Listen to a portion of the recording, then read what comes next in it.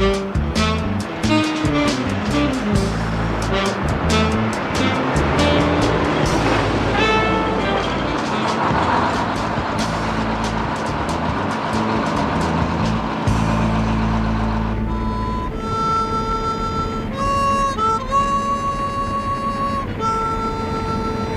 I don't know. I mean, I know how his folks feel about it. But I told him to change his major. What do you think? It depends on what he wants. Well, he better want me. He seems to. Yeah, but he's into so many things. I mean, there really isn't any time, you know? There isn't enough time to be sure. Well, why don't you get a place together next semester? Well, listen to the Femme. And what would your father do if you made that scene? Mike? Oh, he'd be cool about it. Once I convinced him it was more than just a sex thing. And how would you do that? Talk. He listens? Sure. When he's through shouting. Well, I don't know. That doesn't sound much like the father that drives all the way across the bay to meet a bus in Oakland just so he can spend an extra half hour with his daughter. Well, that's different. How? That's love.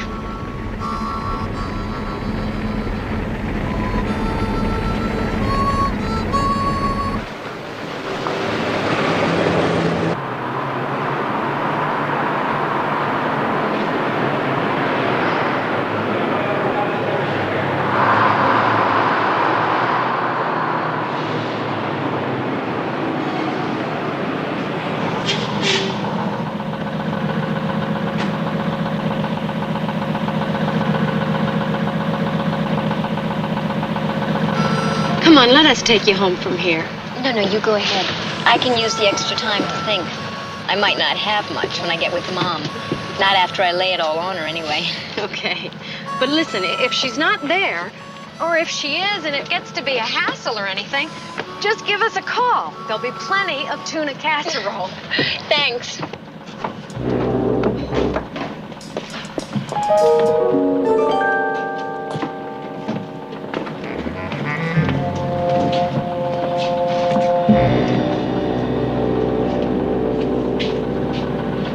Jeannie! Here! Hey, Mike! Hi. Oh, Oh, let me take a look at you, sweetheart. Hi. Sometimes I forget how lucky I am. oh, hold your praise, kind sir. I think I blew a couple of finals. But a couple of finals I'm not going to worry about. But if you would end up looking like me instead of like your mother, we would have had big problems, wouldn't we, huh? What about your roommate? Isn't she coming? Oh, she had some things she wanted to work out. Wanted to be alone before she got home.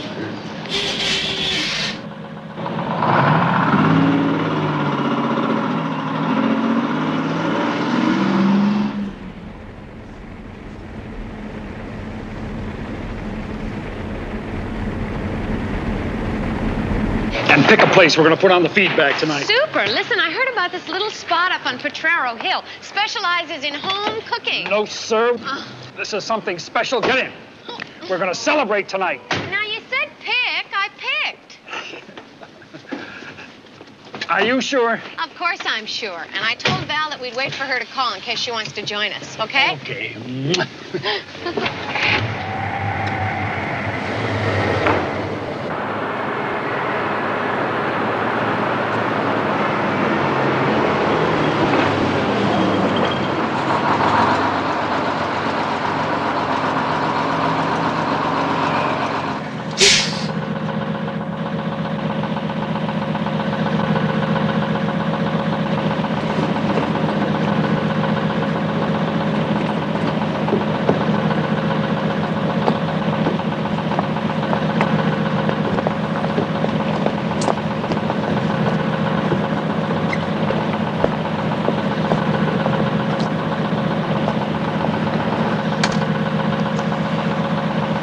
Main depot, miss. San Francisco.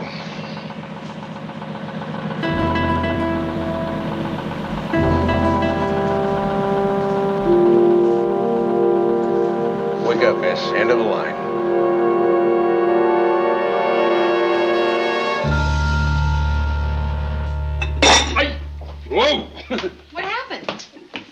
Where's my finger? Trigger finger? The one I type my reports with.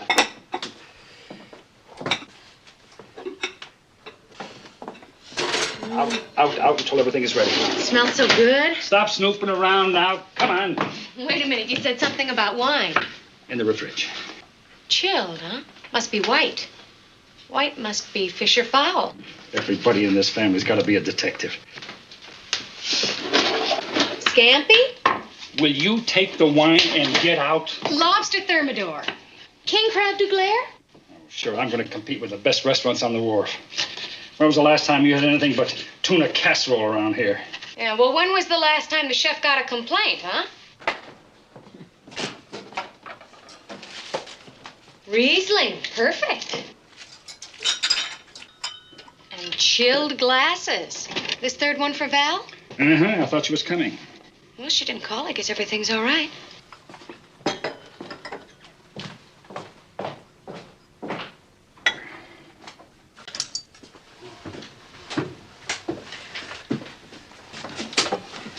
All right, you got what you need?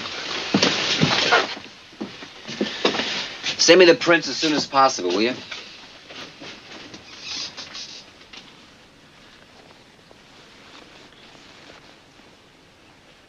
Anybody know who she is? Name's Valerie Mercer. Lives 3 blocks from here. Born February 10th, 1954. Aquarian. All right, let's get her downtown, have Prince taken of a knife. What do you figure, somebody held her from behind and planted that in her side from back there? I don't know, maybe. Nobody saw this? Nobody we can find. What about the driver? He's in the lounge. His name's Ledecker. Herman Ledecker. I don't know. I had, about half a load pulling out of Phoenix, I guess. I think she was with me for most of the haul, but, I couldn't swear to it, Was she alone? No, there was another girl. Did they get on together? Yeah, I think so. I couldn't swear to that either. They were together later, safe from needles on. So they probably got on together. My God, she's just a kid. Did you see this girl get off? Yeah, in Oakland. Now, I remember that for sure because she thanked me. Seemed like a real nice kid. Did you notice Miss Mercer after the girl got off? No, you drive these big bruisers. You just keep your eye on the road, not who's riding with you.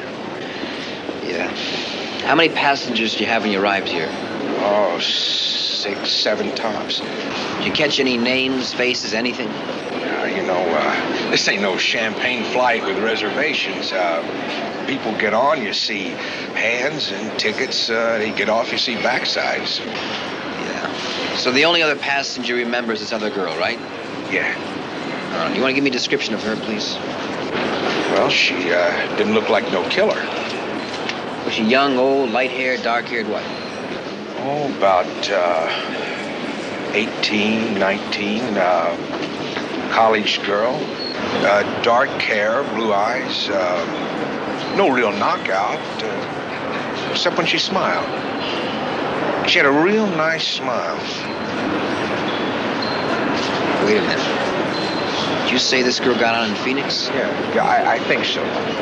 Now, isn't Arizona State right near there? Yeah, it's in the suburbs of Tempe. Come on, Mike. You're not really going to get uptight about it, are you?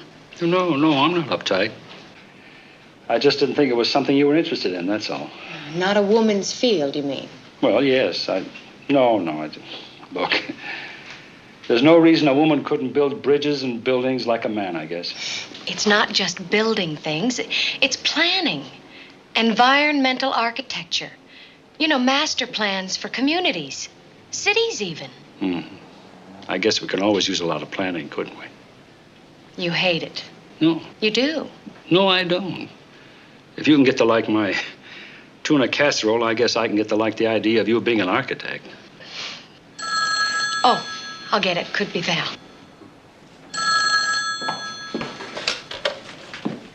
Hello? Oh, hi, Steve. How are you? Okay, you? Fine. I thought you might be dropping by this evening. No, not tonight, Jeannie. Well, how about tomorrow? Here, let me have that phone. Come on. Architecture, okay. Dating a cop, nix. 10-4, Steve. Never mind. 10-4. What's this 10-4 routine? Did you hear that 10-4? Yeah, what's up? Is Jeannie off the line? Yeah, what is it?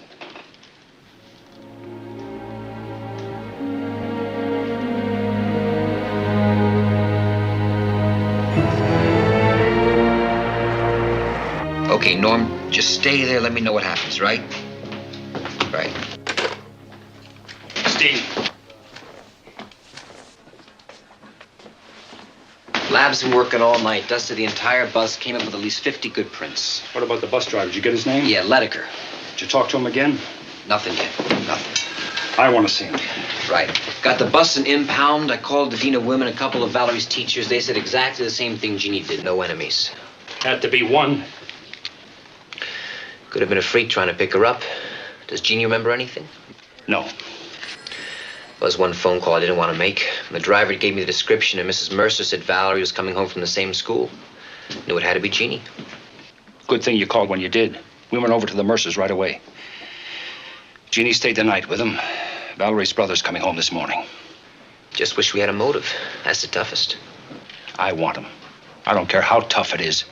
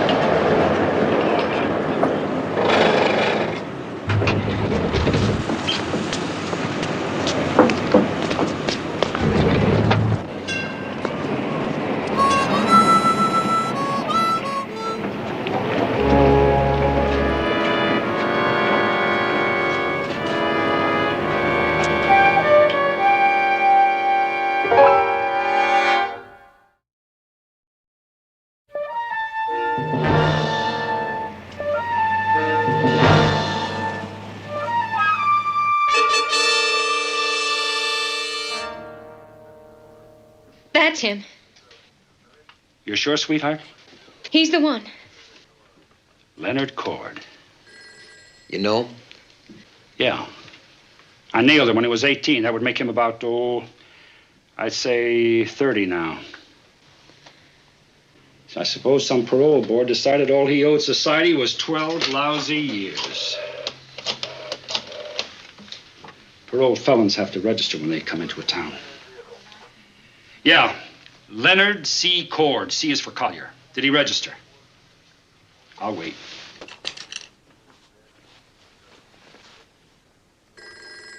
I'm here. What's the address? Well, now, wait a minute. That's too far uptown for this creep. Okay, thanks. Want to make a house call?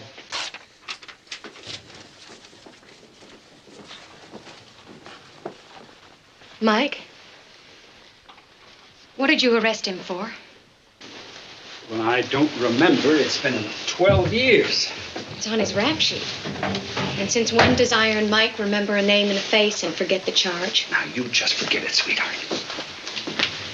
I want to know. Now, what difference does it make? I want to know, Mike. Rape and murder.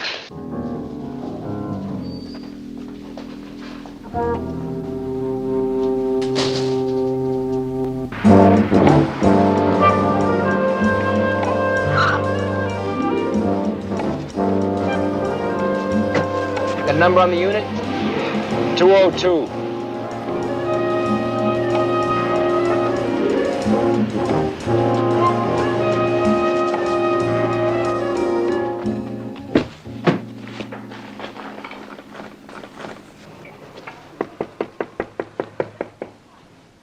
Who is it? Police, open up.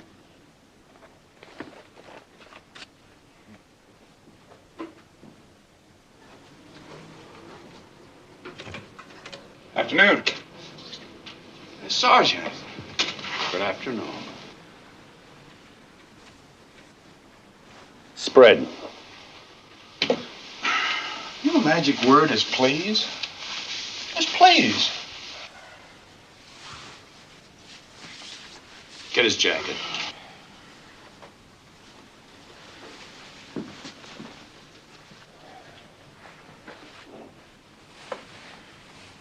Been a long time, Sergeant.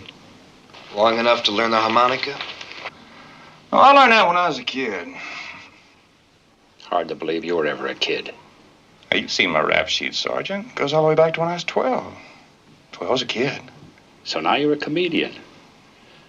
You like the bright lights and center stage, eh? Oh. I got just a spot for you.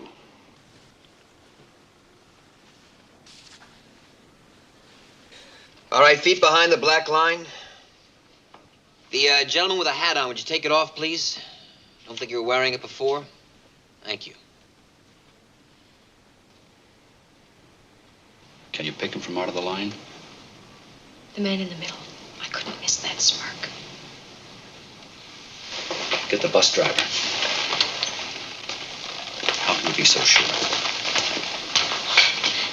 Because he was almost as close to me as you are. I told you before. Where was that? At the streetcar stop. Well, what about the bus from school? Well, sure, there too. But the make you gave me came from what you saw at the streetcar stop. Mike, what's the difference? He was on the bus, he was on the streetcar. The murder was on the bus, not on the streetcar. Now, if you can't raise your right hand in court and swear to a positive identification, we've got nothing. How can you swear? Well, I can certainly say he was wearing that Mackinaw. Jeannie, baby, the defense attorney would beat our brains out with that kind of evidence. I know it was the same man. So do I. But knowing and proving are two different ball games. Don't worry. We'll see what the bus driver comes up with.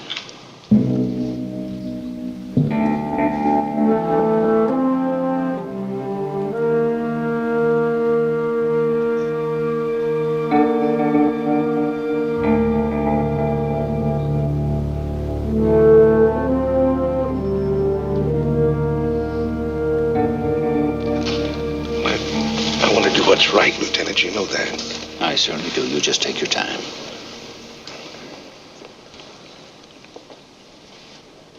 I think I spotted him. I'm not really sure. But I'm sort of almost positive. Good. Who? I'm not absolutely certain. Mr. Leddicker. Last guy on the right. He's been on the police force the last 6 years.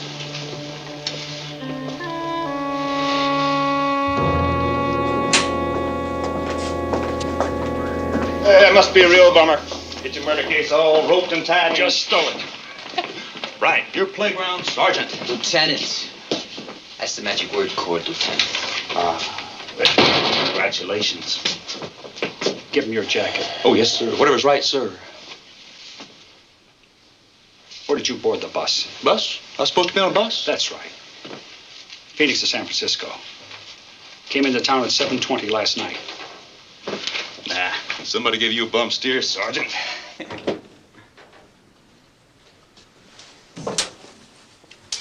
Where were you yesterday morning? Denver, Colorado. The Mile High City.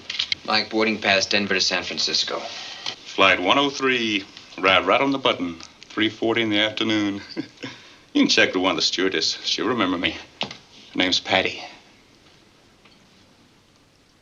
Why Denver? Why not Denver? Okay. Where did you go from the airport? Right to where you found me. Nice pad, huh? Not bad for a guy that you said never see the streets again. Is your harmonica? That's right, Jack. Who is Valerie Mercer? She's a dead chick. She got snuffed on a bus. Papers say. Hey, is that the bus? That 7:20 from Phoenix? Is that the one you're talking about? You were on that bus. Who, me, sir? No, sir. Oh, yes.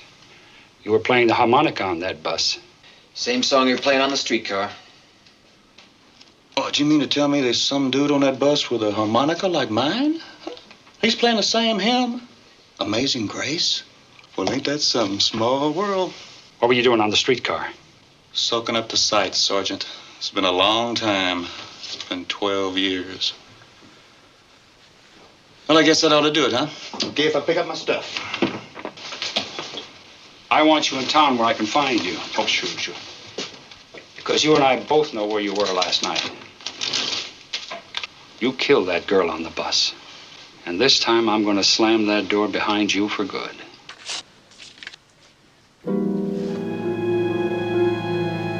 Mike.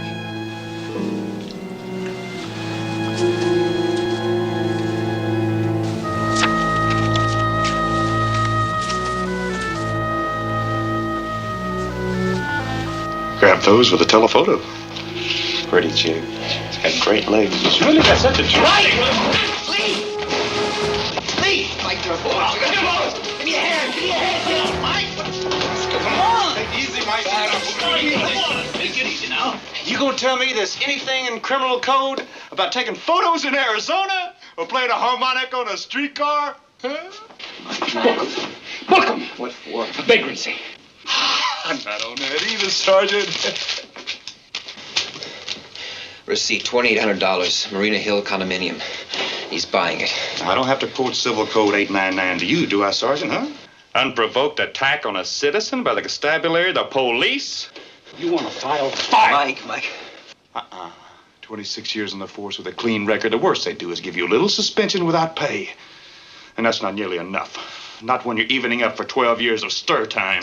You so much as lay an eye on my daughter, and I tell you, Mike. Lay an eyeball on your daughter. I'll do better than that. I'll drop by your house tonight with some photos of your little girl that'll just turn on this whole squadron. Don't you put a hand on her. To get you going. Now, look, why don't you get out of here? Get out of here before I let him loose. Now, go on. Come on, punk, split! I'll just leave these photos with you if you like. I'll just take one just so I'll be sure people recognize her. Mike! No, Mike! Mike, please don't! Now, stop it! No, please, let me go!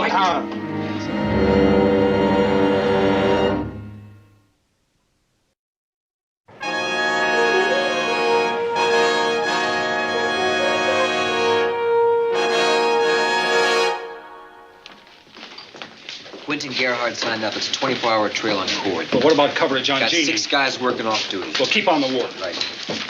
Yeah. What's happening? Yeah. All right. Thank you. Thank you very much. All right. All right. A, he is buying the condominium. B, forget about the vagrancy.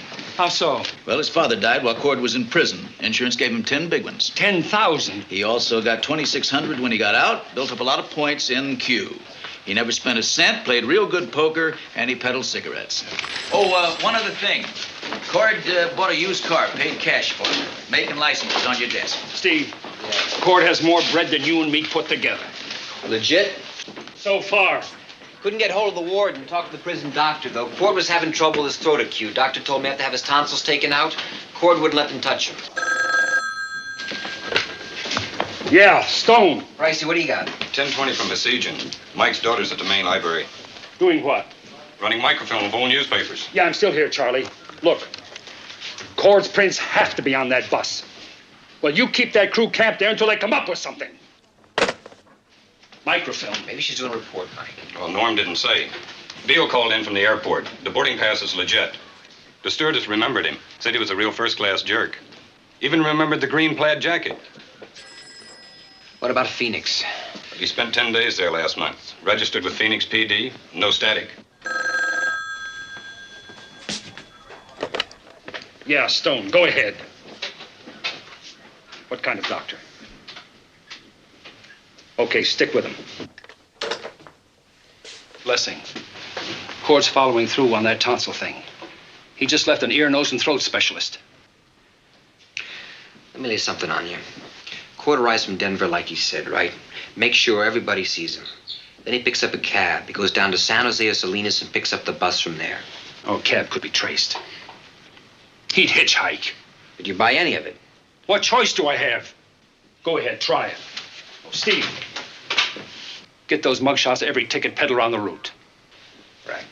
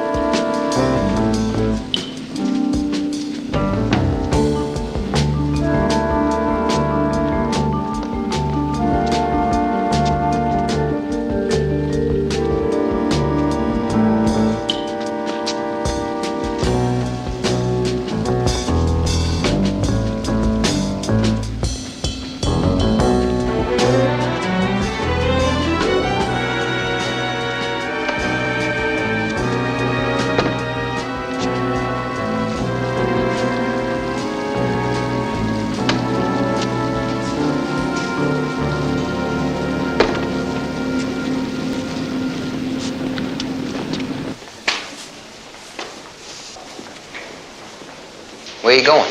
Home. I'm getting Jeannie out of town. What happened? Lessing and Lochner got burned. I put in a new team. Cord recognized him, huh? Larson and Gleason. Who? Law firm. Tough and smart. What, Cord hired them? Yeah. Olson's gonna chew me up and spit me out. Psychological warfare. Can't bust a guy for threatening. You can't kick him out of town. Can't make a move on him. No matter what he's got on his mind, he's had 12 years to iron out the rough spots. Listen, I finally got hold of the warden at Q. Now, Cord spent all his free time in the library. Legal, medical books, psychiatry, you name it. I'm scared. There are 1,000 different ways he can get to Jeannie. He can pick his spot. No, it's you he's after. Get you off the force for openers, then he can deal with you one-on-one. Oh, no. He had his chance to get me when I decked him. It's not Jeannie, Mike. I tell you it is. You saw his calling card. What, Valerie Mercer? That's right, Valerie Mercer. Why would he kill that poor kid? Because he wants more. I tell you, it's Jeannie. It's Jeannie he wants. Are these the ones, sweetheart? It's going to be the safest place, sweetheart. You watch. About 100 miles down the coast. Cap's been retired from the force about a year now. Left town. And there's no way Cord's going to put it together. You just keep the doors locked and don't drink any of Cap's coffee. Mike, I went to the library. Went through the newspaper morgue. I looked up Leonard Cord's crime. Mike, it was awful. Well, you just forget that you read anything. What he did to the girl. With a knife. How can there be people like that? Now, listen to me, sweetheart. Nothing. Nothing in this world means more to me than you. And your safety. I'm going to stop him.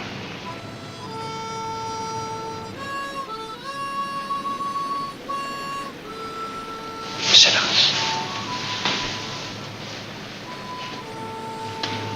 If you see him or think you see him, scream.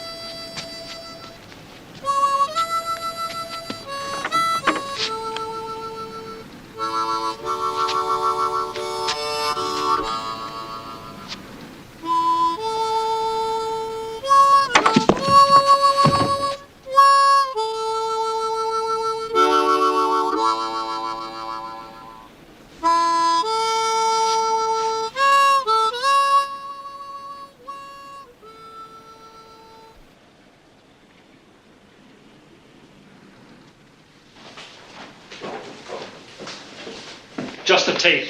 Then he was here. Don't move.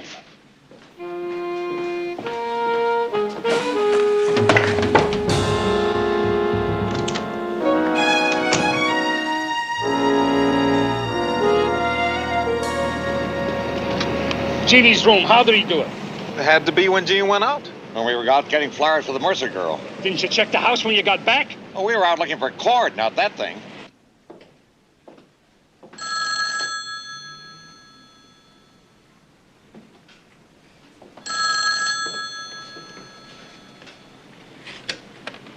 Hello? Hello? Who is this? Hey, you sounding good. Such a pretty voice, pretty face. Such a great bod. Leave us alone. Hey, I dig your place, baby. That bed's so soft. Yeah, try it out. Stop it. Soft like you.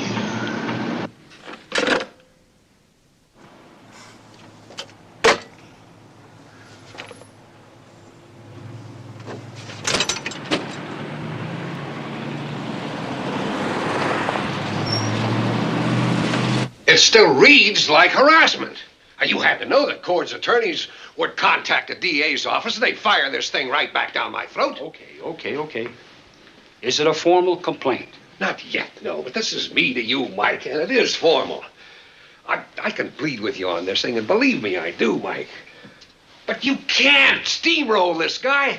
He put a knife through Valerie Mercer. Jeannie is next on the list. We suspect that.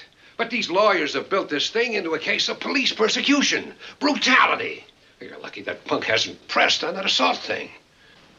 That was a Bush play, Mike. Bush! Are you telling me officially that I better go by the book? I'd burn the book if there was a single shred of evidence. You've got one body already. Do you want another one? I want more than a harmonica. Okay, then you've got it. Take it. If I have a choice between that and Jeannie's life, I don't have a choice. Excuse me, Rudy.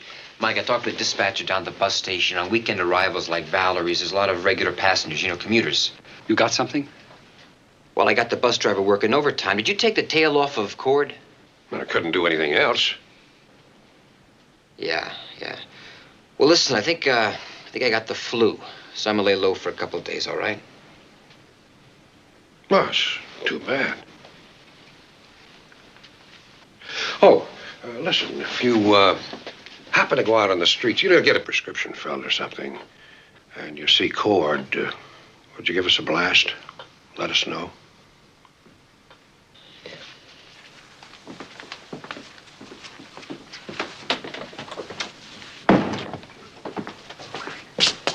Listen, you gonna talk to Ledecker? Yeah. Thanks, buddy boy.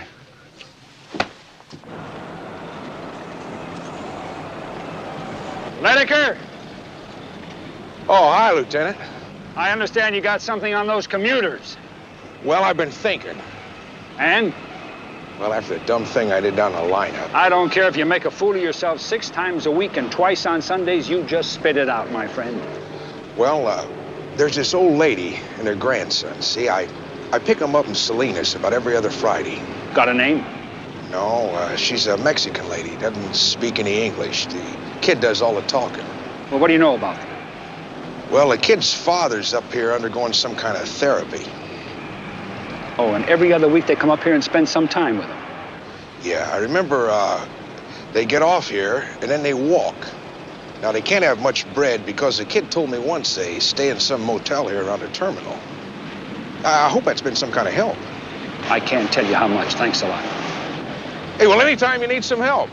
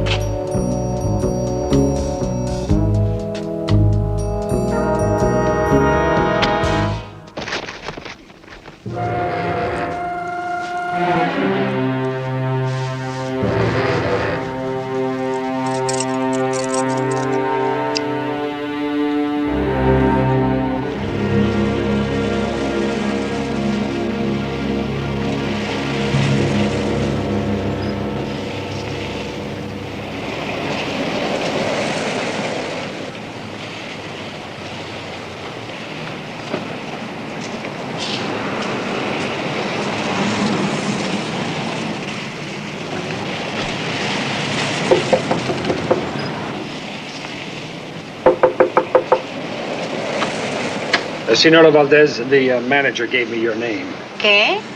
Sí. Oh, excuse me, but habla inglés, por favor. No, señor. No hablo inglés. Comprendo. ¿Policía? Sí. Pase.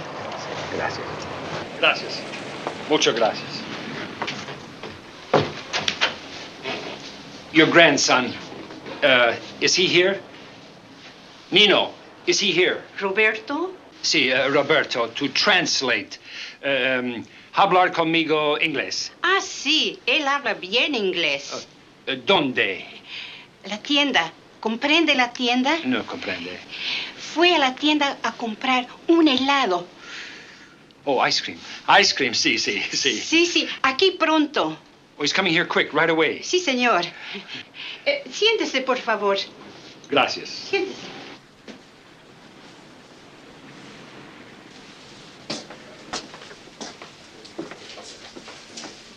Hi. My name's Cord, Dr. Anton's patient. Oh, yes, Mr. Cord. Let's see. I believe you're checking into... 201. Yes. Workups already. Tonsillectomy. Actually, you're a bit early, though. There's nothing like a good night's sleep if you're going to get your throat cut. If you'll just fill out these forms, please. Yes, ma'am. Sure, I remember him. You're sure this is the man? Yeah, he played a harmonica. Now, look close. Are you sure that's the man that played the harmonica? Sure, it was a good one, too. I got a plastic one for Christmas once, but it broke. Son, this is important, very important. Where was he sitting on the bus? In the back. All the time? No, not when he quit playing. When was that? When he moved up behind the girl. The girl, was she a beautiful blonde, about 18 or 19? Yeah, I think he was trying to hustle her. What? You know, pick her up. I see it lots of times on the bus. And then he was sitting there, right there with her. Yeah. Él puso su brazo alrededor su cuello. ¿Recuerdo, Abuelita? Sí, lo recuerdo. Roberto, English, please. Carmen remembers, too. That's when she made me stop looking. When he put his arm around her neck. Yeah, Haley. Yeah, Mike. Oh. I'm at the Star Motel 1300 block on Bay, room 31. I need a stenographer and somebody that speaks Spanish. Yeah, Vega's here. I'll bring him. Good. Anybody hear about Keller? Nothing for the last couple hours. Okay, then move it. Put on an APB on Cord. Leonard Cord, right.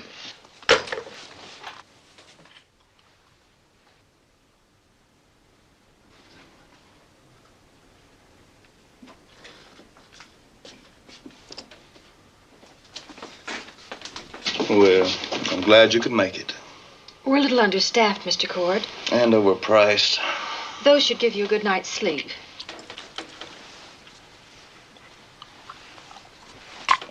You know, I think we could have done better, you know. If there's anything else... There won't be. Huh.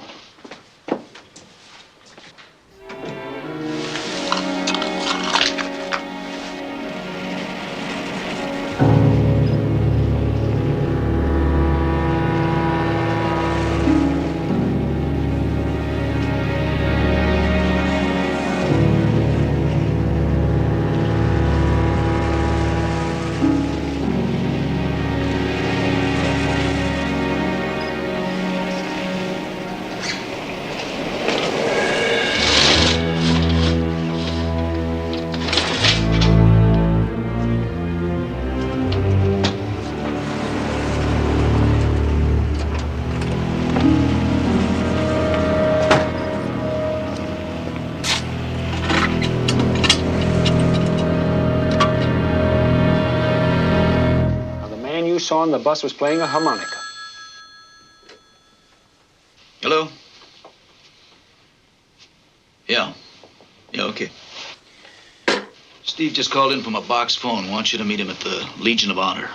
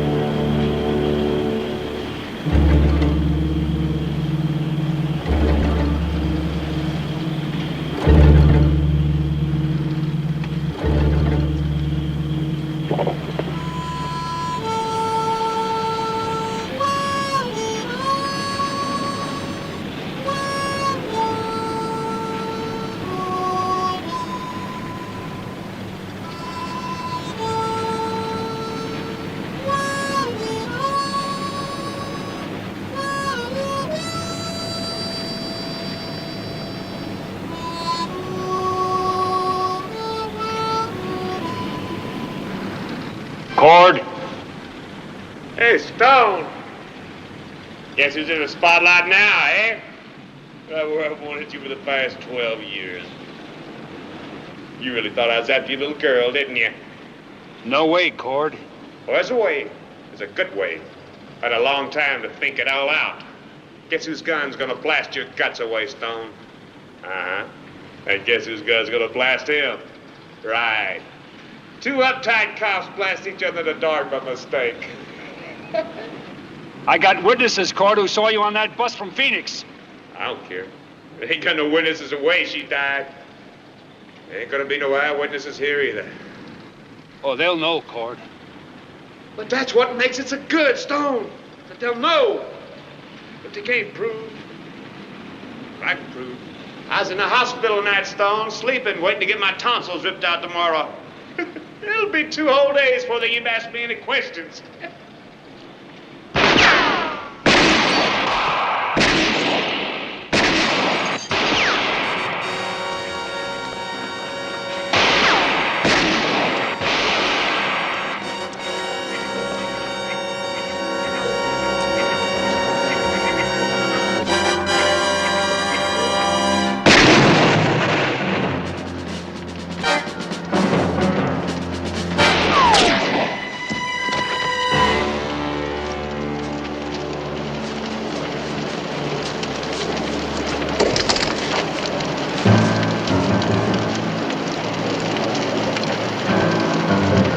Don't pull it.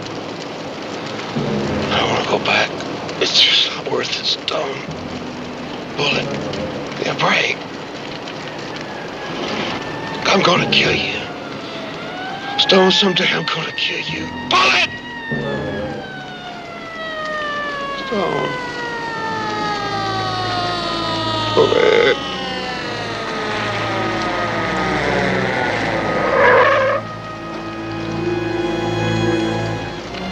Call an ambulance.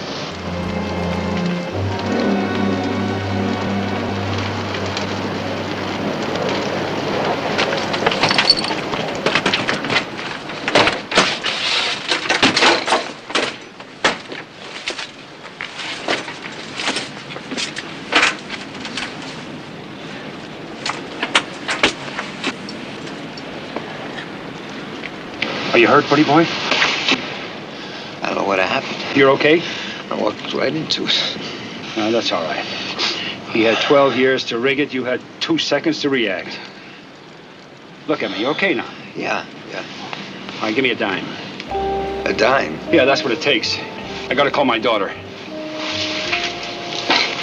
She's gonna want to know if you're all right.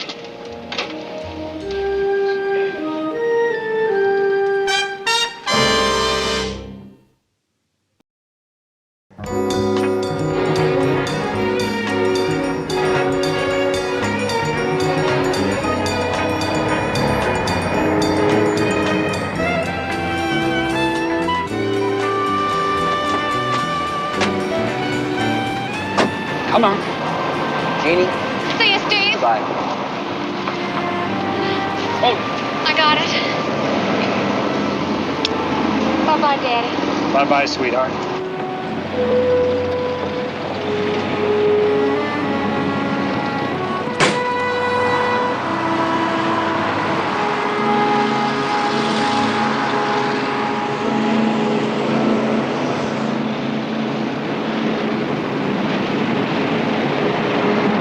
What's the matter? Nothing.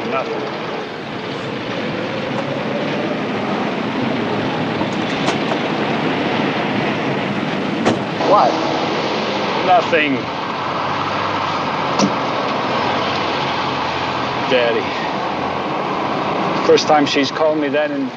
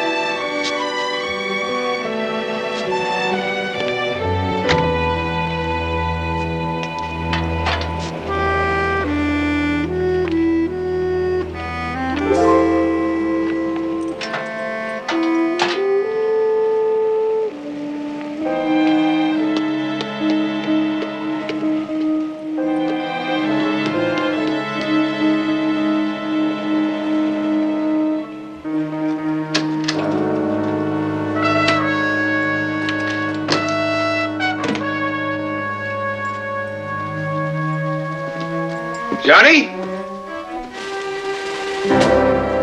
John?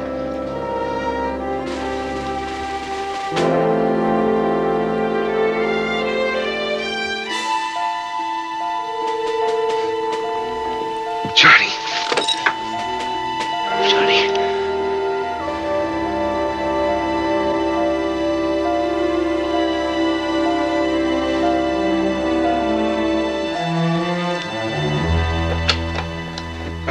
Operator, this is an emergency. I need an ambulance. 3717.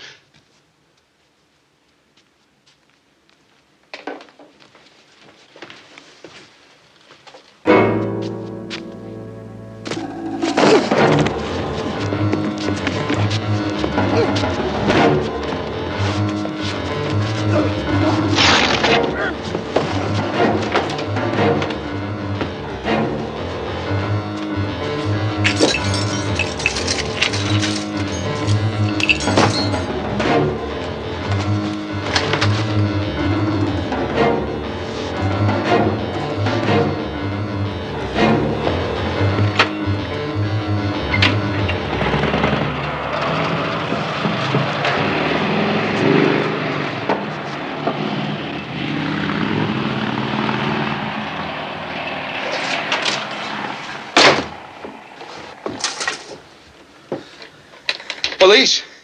Police!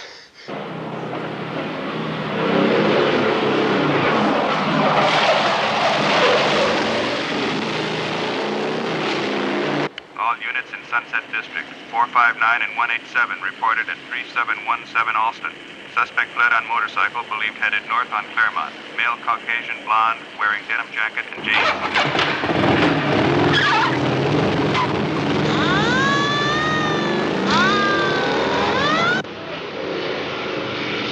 That's our boy.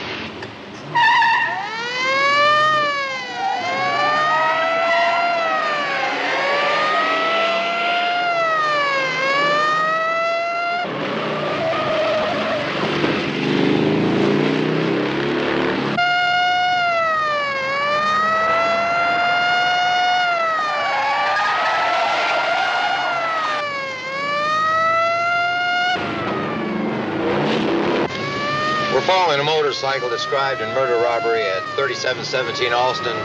Suspect fits description. Will not respond. Code 33.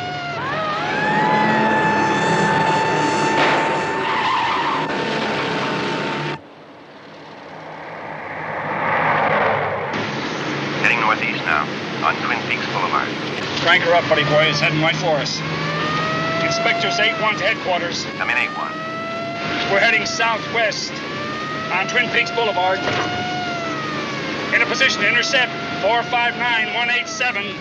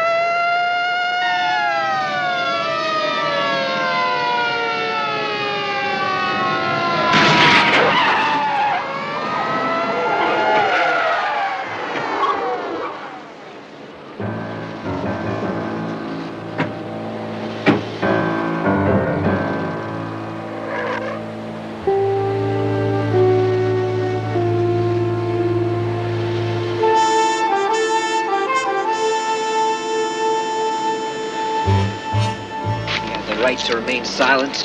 Anything you say can and will be used against you in a court of law. The right to speak to an attorney and have him present during questioning. If you so desire and cannot afford one, a lawyer will be appointed to you without any charge for questioning.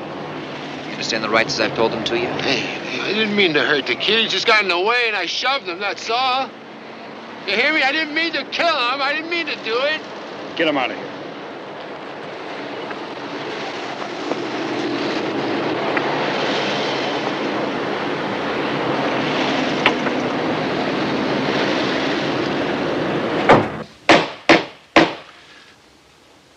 This is a preliminary hearing to determine whether there is sufficient evidence to bind the defendant, Artis Pierce, over for trial. Are the people ready? Ready, Your Honor. Is the defense ready? Ready, Your Honor, but first we'd like to move to suppress evidence under Section 1538.5 of the Penal Code of the State of California. What is it that the defense seeks to suppress? Any statements, admissions, or confessions, written or oral, allegedly made by the defendant during the time of the arrest. What does that mean? I don't know, Mr. Hobbs. Very well. Proceed, gentlemen. People call Inspector Steve Keller.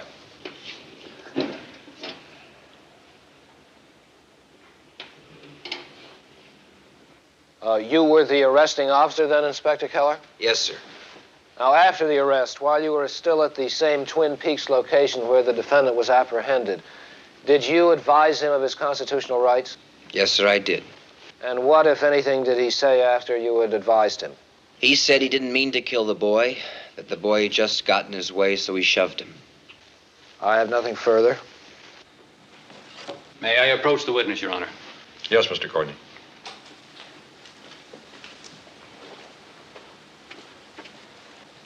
Inspector Keller, did you advise the defendant of his rights by reading from the Miranda card or from memory? By memory, but I can assure you I didn't leave anything out. You want me to tell it to you right now? Well, that won't be necessary, Inspector. I'm not questioning your memory or your integrity. Now, did you tell Mr. Pierce that anything he said could be used against him? Yes, sir, that's on the Miranda. Just yes or no, Inspector, thank you. Did the defendant tell you he wanted to talk to you? No. Did he say anything to you at all during the entire course of your instructions to him? No. Did you ask him whether or not he understood? Yes, sir. Did he tell you he understood? No, he just said he didn't mean to kill the boy. Thank you, Inspector. You may step down, Inspector. Mr. Prosecutor, do you have anything further? No, Your Honor. The people rest. Does the defense have any evidence to introduce at this time? Yes, Your Honor. Call the defendant, Artis Pierce.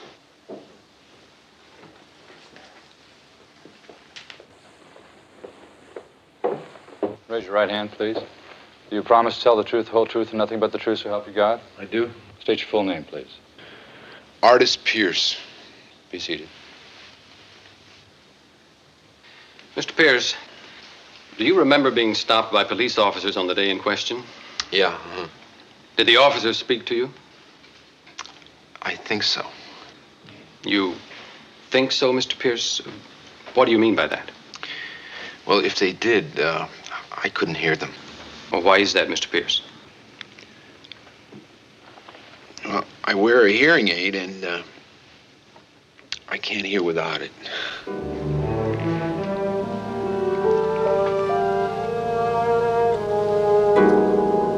You wear a hearing aid? Yeah. And you have one on now? Yeah. But you didn't have one on when the officer spoke to you? No. Then you didn't hear or understand anything said to you by the officer who just testified? Not a word.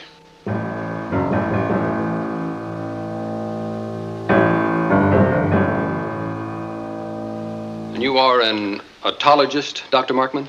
That's correct. How long have you known the defendant? Mr. Pierce has been a patient of mine for almost 3 years now. Well, can you tell us, please, Doctor, the extent of the damage to your patient's hearing? Certainly. Mr. Pierce has a hearing threshold of 35 decibels. That is to say, he has total loss of hearing in his left ear and a 35% loss in his right. 35% loss in his right. And he still has 65% hearing in one ear. He must be able to hear something. Only garbled sounds. Well, then, is it your opinion, Dr. Markman, that the defendant could not have heard or understood the instructions spoken to him during the time of his arrest?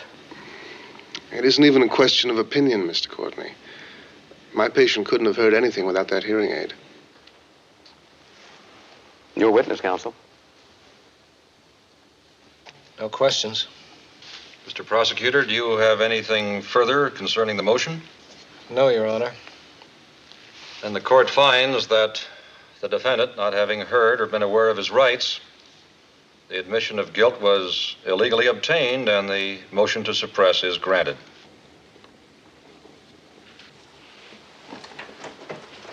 What does that mean? It means that what Pierce said about shoving Johnny can't be used as evidence. Oh, you mean now? Or at the trial? Mr. Hobbs, we don't have any other evidence to offer. No fingerprints, nothing left behind. We can't even get to trial unless we put you on the stand to tell the court what you saw. And your testimony has to be rock solid. No, what do you mean he won't get to trial? He murdered my kid. Mr. Prosecutor, do you have any other evidence to be presented for the purposes of this preliminary hearing or for purposes of a trial at this time? Yes, Your Honor, and in view of the unexpected evidence just presented by the defense, I'd ask the court's indulgence for a few moments. All right. Mr. Clerk. He did it. He said he did it. He's guilty. Mr. Hobbs, please try to stay calm. What he said doesn't matter. The only thing that matters is whether you can convince Judge Girardi that you couldn't be wrong about who you saw in the house. And you've got to do it while that attorney is trying to make you look as though you'd identify anybody just to get an eye for an eye. What happens if he does that? It makes me seem uncertain. Well, then we can't get to trial. We have to place him in the house. You mean that man killed my grandson and he can go scot-free? What about a deal? Maybe. A deal? What do you mean, a deal? I think I could get him to plead guilty to burglary, second degree at least. What's that, 1 to 14? 1 to 14? Listen, he killed my son. Mr. O'Brien. Yes, Your Honor. Those are your choices, Mr. Hobbs. We still got a shot with your testimony, but you've got to stay cool. And he'll be coming after you with every trick in the book. All right. Put me on the stand. Are you sure? Yeah. The people call Robert Hobbs.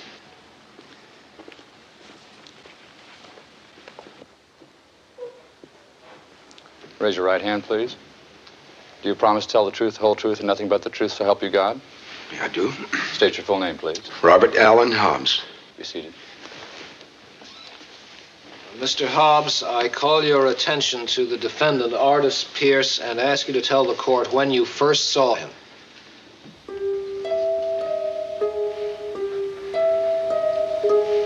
Mr. Hobbs. There's been a mistake. Mr. Hobbs, I don't think you understood my question. I understand everything you're saying, Mr. O'Brien. But I've never seen that man in my life before.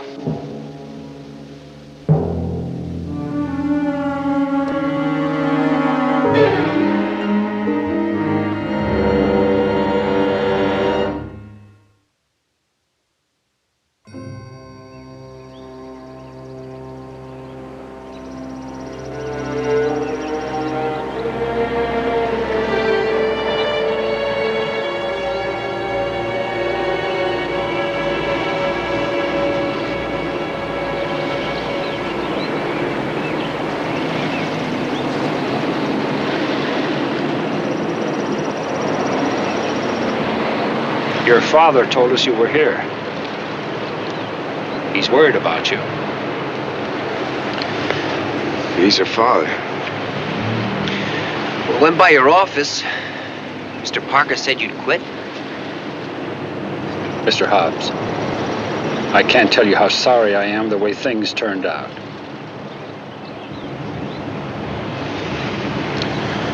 I know. I appreciate you telling me.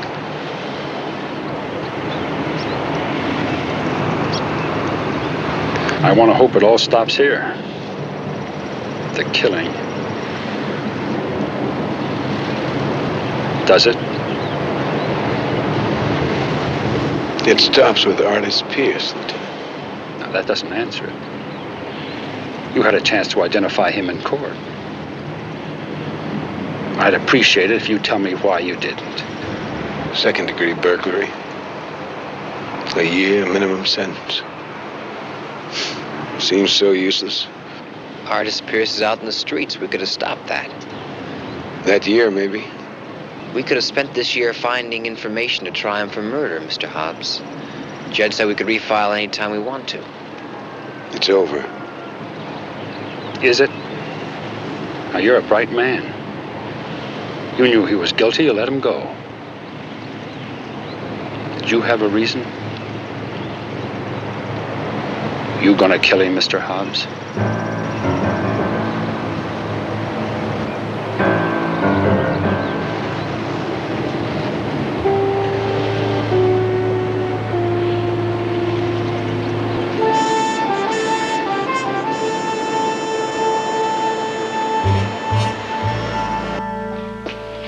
Early 22. Automatic weapon, clip-fed. Takes it either long or short. It's more than sufficient to frighten even your average prowler. Here. It just, it seems small. Do you have something? Something more powerful? Yeah. Sure. We got 32, 38s, 45s, Magnums. Of course, your Magnum. This is your most powerful weapon. Oh, that's fine. I'll take that. And I'll need some bullets, 6 or whatever it takes. They come by the box, sir. Do you want me to include a box also? Please.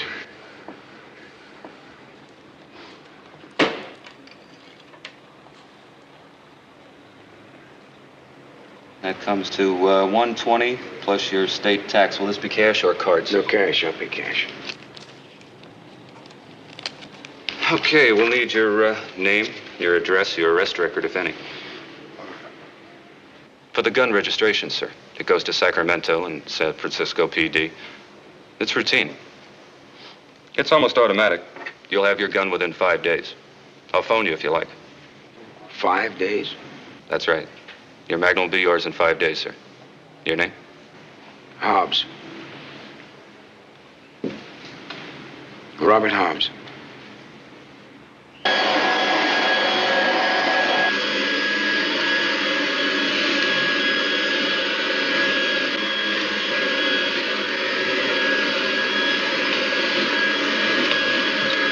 Dad? Dad?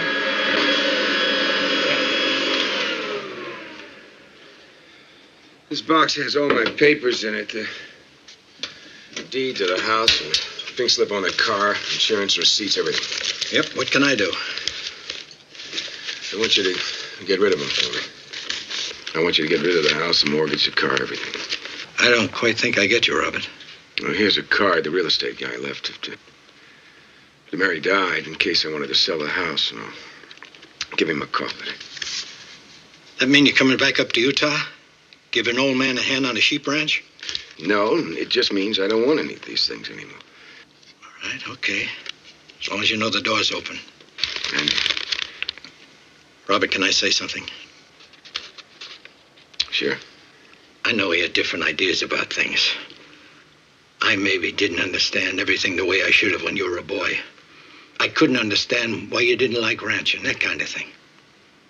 I couldn't figure why all the time you had your nose in books. But, Robert, I'll be 70 next spring. All we got is each other now. I was thinking maybe we could do a few things together. Before you get too old to keep up. I couldn't keep up with you at 14. I hate to imagine what I do now. Dad, look, there's something I have to do. And if it happens, I may not be able to come up for a while. Robert, I'm just asking you to think about it. I'm thinking about it. I just don't want you to plan on it, that's all. Shoot, why not plan? That's all I've got to do.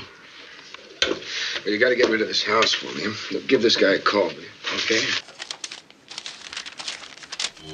Robert, you bought a gun. Huh? Whatever in the world for?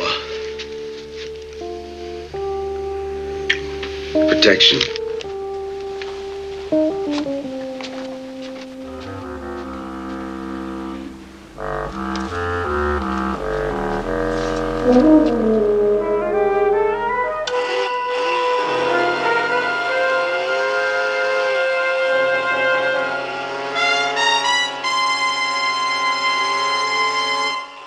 14, he was busted again for shoplifting. It wasn't your usual kid stuff. He had special pockets sewn in the linings of his coat. He got busted with $200 worth of merchandise, and he drew suspension. All right, let's see. We got 4, 5, 6 sets of foster parents, 6 runaways. Finally, at 15, he drew reformatory. How long? 3 years. Then? Then it gets heavy. We got assault, attempted rape, burglary, resisting arrest, suspicion of burglary, suspicion of burglary. Real pattern, huh? Yeah. Well, with a record like his, all those arrests, he wasn't nailed every time. No, there's got to be some that were unsolved. Right. We check out everything we have against Pierce and see if one of them sticks. All right, I'll put Lessing on it. You know what's been bothering me? What? The hearing aid. We never found it. He wasn't wearing it. But why not? A guy who's ripped off as many houses as Pierce has needs all the help he can get. So he was wearing a hearing aid in the house. And that would put it in one of 2 places. Are he tangled with Hobbs or Twin Peaks? Right. You know, those things have serial numbers like wristwatches. And guns, they got to be registered with the manufacturers. If that hearing aid was in Hobbs's house, then we can prove he was there. We don't need a confession. We don't need Hobbs' testimony. And that's enough evidence for O'Brien to take him to trial.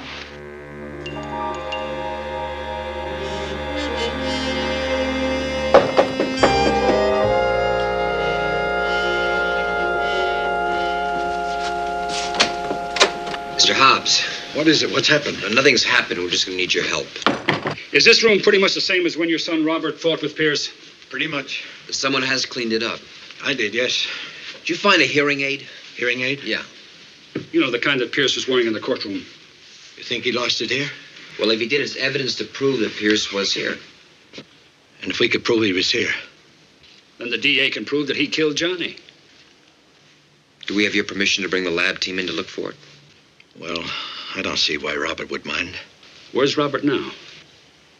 He had things to do. You worried about him, Mr. Hobbs? I am. Well, what do you think he's going to do? You better have a look at something.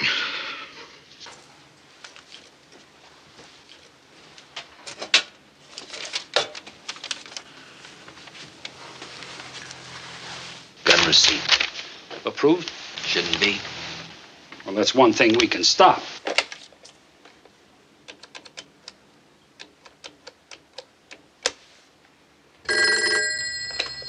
Lessing. Lee, we ought to be getting a gun registration application from a Robert Hobbs. Number 377. I want that application killed. Right. One other thing, Lee. I want a lab crew here at Hobbs' place. We're looking for a hearing aid. Yeah. I'll get you the description and the serial number. You want to hear back on the unsolveds? Yeah, go ahead. Got a murder during commission of burglary. Last June. James Polston. Lochner handled it. Lochner booked a guy named Jack Strand. Mrs. Polston couldn't give us a sure ID. He was released. The other guy was never found. All Mrs. Polston remembered was that he took off on a big chopper. Motorcycle? Well, you call her in and have her take a look at those mug books. Make sure she gets a good look at Pierce's ugly puss. Will do.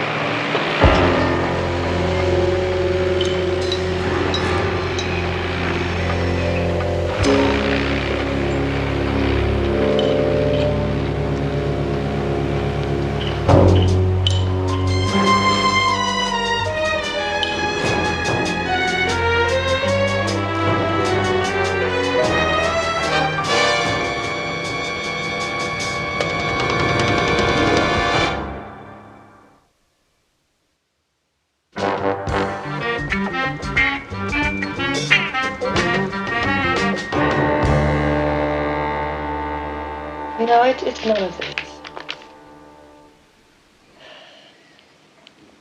This only brings it all up again, you know. Yes, ma'am, I know. I mean, it's not as if I didn't do all this before. No, ma'am. Now, you know, you people had one of them. Yes. His name was Strand. I mean, you had him. Well, they told us at the lineup that the identification was inconclusive. Well, I was upset. I mean, I'm still upset. A year ago, June. I'm still upset. I haven't remarried. I hardly even go out. Next page, please, ma'am. Mike? Yeah.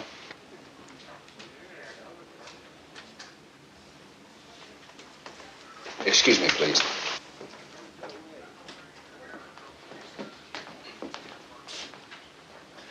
You stopped my gun.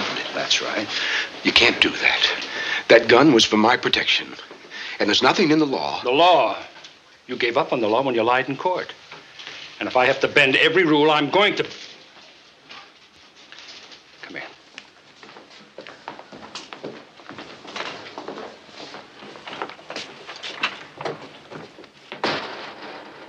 Now, you listen to me. We both know what you're up to, so let's lay the cards on the table. You're going to try to kill this punk, aren't you? Well, aren't you? It's stupid. It's illegal. And you would be lousy at it. Now, you're a nice guy. But this isn't your game. Why don't you let me handle it? We think we've got a handle on him. And if it comes through, the DA will refile. We'll put him back in prison behind bars for life, and that way you win and I win. Win with what? A hearing aid? Forget it. And I told your lab team to forget it, too. You told them to leave your house? Look, Lieutenant, you made a mistake, a big mistake. All right. Maybe you're not responsible for it, technically. But the fact is, the man who killed my son is walking the streets today because of you. Well, that's the way you see it. That's exactly the way I see it. I see you wasting a lot of time looking for some needle in a haystack somewhere. Well, that's not good enough for me. No, well, what would you want? If Artis Pierce was wearing a hearing aid. He was. All right, then he could have lost it during the fight with me, and your lab men didn't find it after Johnny was killed. They weren't looking for it then. My dad didn't find it. Your dad's not a cop. The point is, if he was wearing that hearing aid, he could have lost it anywhere. Outside the house, down one of the streets where you chased him. The very place that you arrested him. And so that you may never find it. Isn't that the truth? And your solution is to commit murder. Lieutenant, you got a whole big city here. The switchboard down there is loaded with calls. Your file cabinets with complaints. You take care of the city. And you let me take care of Artis Pierce. No, I won't. I can't lay a hand on you until you break the law, commit a crime. You know it and I know it. But the crime that you're about to commit, well, that crime is the worst crime of all. That's right. You're absolutely right. But Artis Pierce committed it first.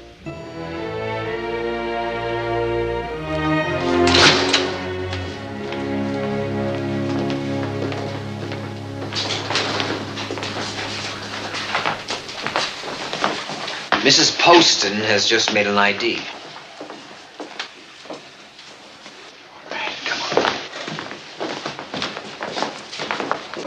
Now, I just don't know how I missed him before, Lieutenant.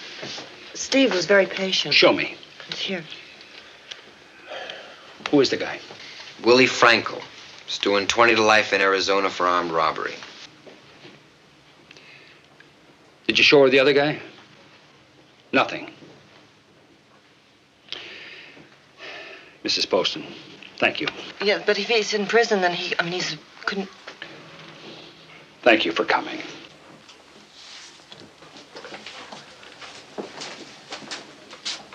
I'm sorry. I mean, like I said, I'm still very upset. It was only a year ago, June, and I... We appreciate your coming, Mrs. Poston.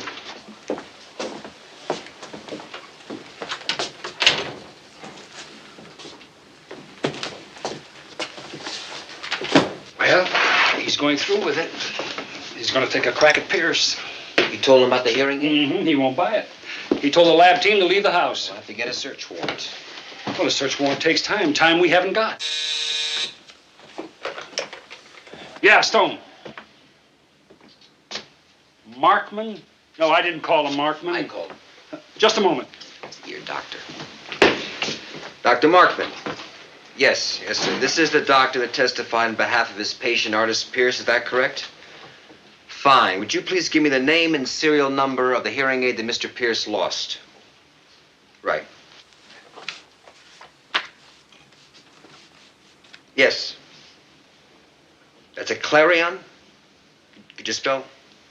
Right. Clarion. And the number is X13582. And when you're interested in quick sale, well, the open house is the best way to get the fastest play. We'll slap out a couple of signs. Myself, I kind of prefer the catchy ones, bright, say fluorescent orange.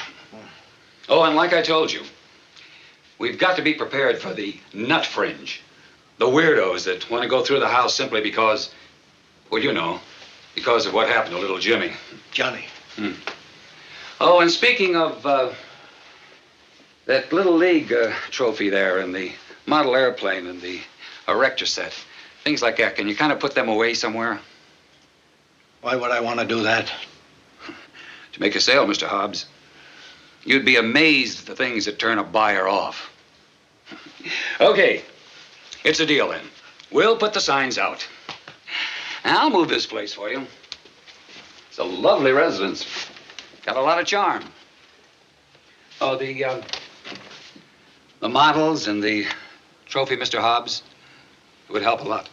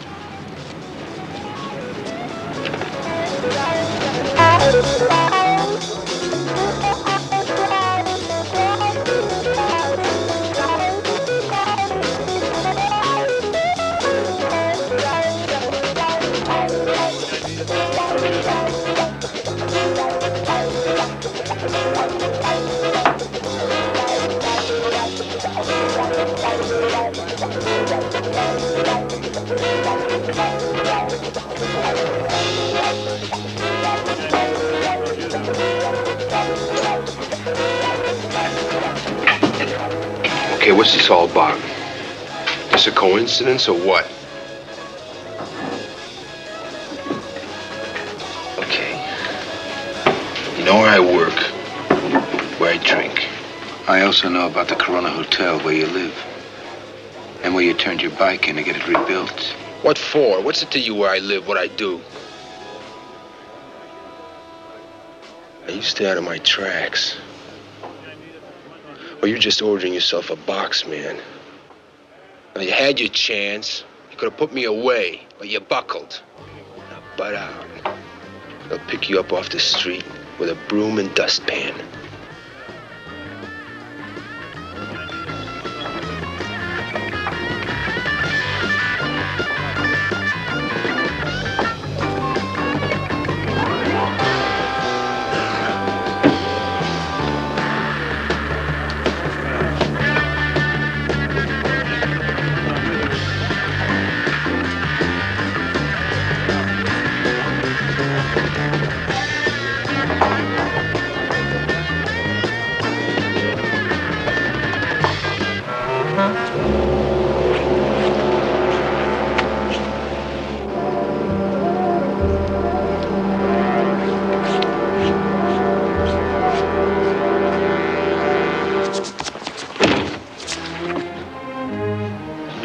do you?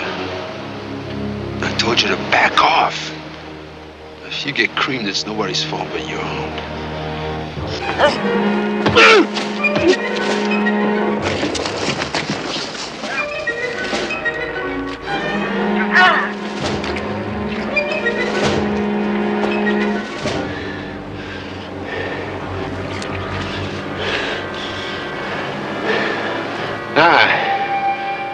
That's what you want, isn't it? Huh?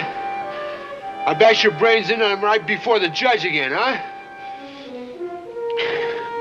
I'm gonna kill you if I have to. But not right now. Not here.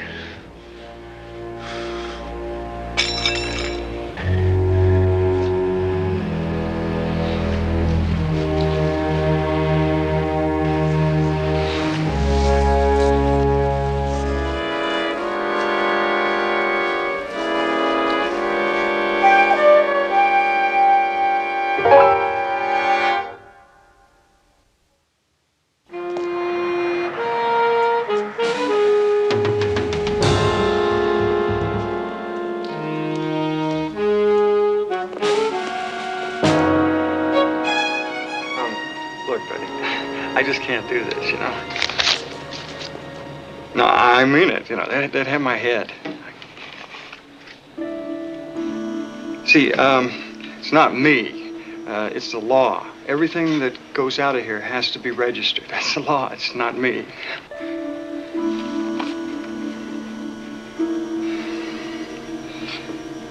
See, I can't do this. I mean, I just can't do it. I can't do this, don't you understand? I mean, even if I wanted to, the old man who runs this place, he knows every piece of stock in here. I mean, he'd know.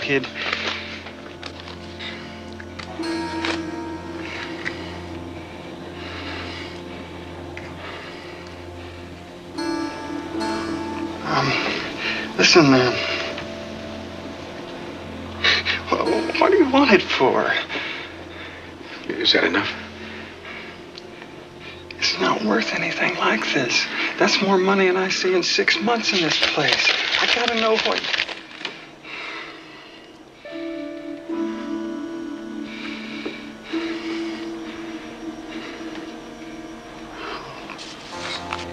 Just take it and get out, okay? If the old man asks me about anything, I'm gonna have to... Bullets, Magnum. Okay. Just get out, okay?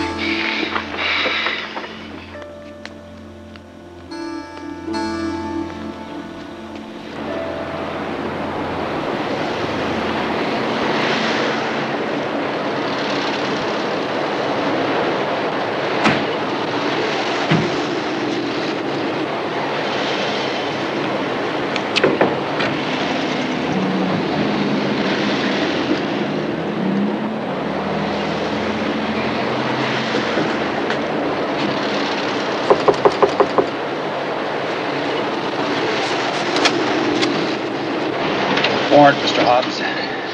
Hard to come by on a Saturday. Robert in? No. Maybe it's better that way. All right, fellas, when you go in, everything in the room double-checked. Pull a carpet, the works. Lieutenant, I want to show you something. Sure.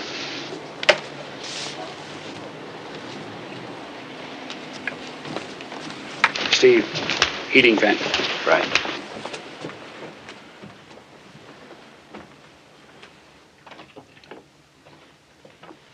Those are Robert's.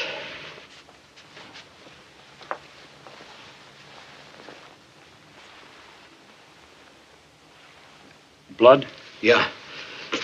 These are torn. He took them off last night. What happened? I don't know. My guess is he tangled with Pierce. Well, where's Robert now? I don't know that either. I heard him come in last night, come up here. I came to the door. I was going to tell him you were on your way over with the warrant and all. It was locked. I heard the water running in there, so I went back to my room. The next thing I heard was the door closing downstairs, but by the time I got there, he was in his car and driving off. Then I came right back up here and I found these. And the first aid kit was open in there. You've got to pick him up, Lieutenant. He hasn't broken any laws. He's going to. He's going to kill a man.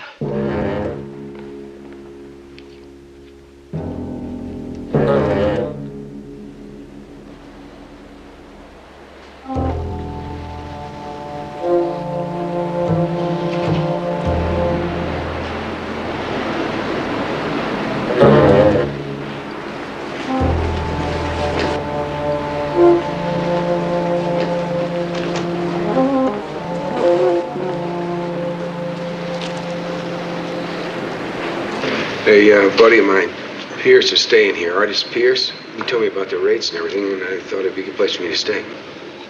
Yeah. How long would you be staying? A few months, anyway. A couple in advance, Barrett? Yeah, sure. Yeah, thanks. That's right. Yeah, hey, I'll get your receipt. Oh, later, Barrett. Can I get a room anywhere close to Artist? Right next door, close enough? Oh, terrific. Okay. Not the key. Oh, yeah, I'm sure. Sorry, there you go.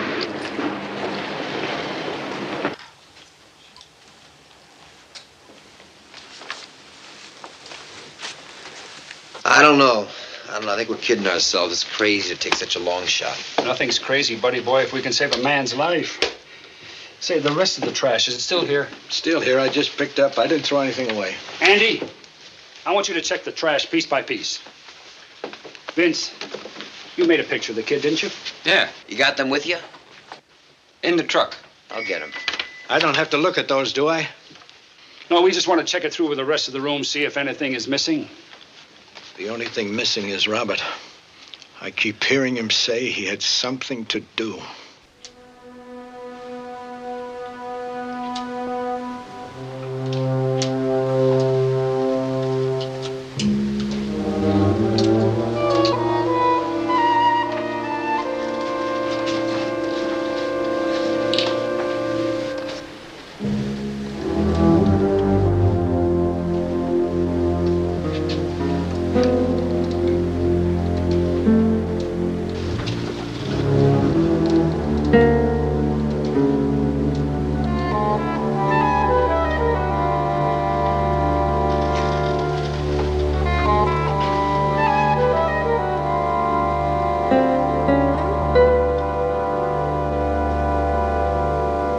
Funny how life goes.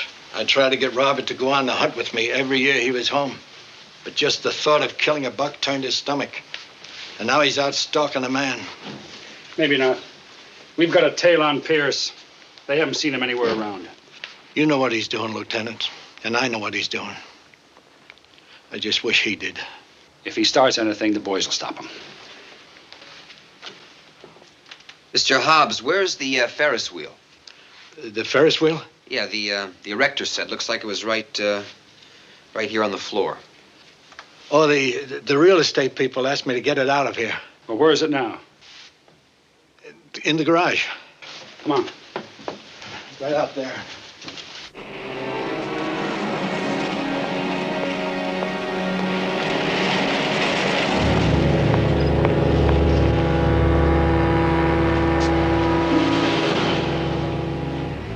Inspectors 35 to headquarters. Go ahead, 35. We're 1020 at 8249 Front Street, the Corona Hotel. Pierce just went inside. No sign of Hobbs. Hey, thanks. What for? Your buddy. Business being the way it's been, we sure appreciate you talking up the place that way. My buddy. Yeah, Roberts. Roberts. 6 feet tall, light hair, brown eyes, easy going. Yeah, that's the guy. That's him. Where'd you put him? Right next door, 205. Thanks.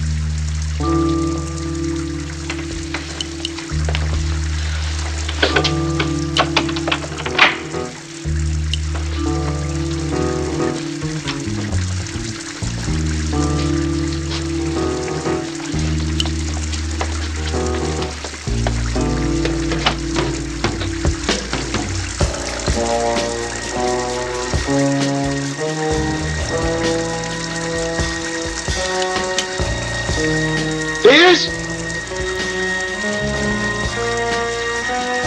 Pierce?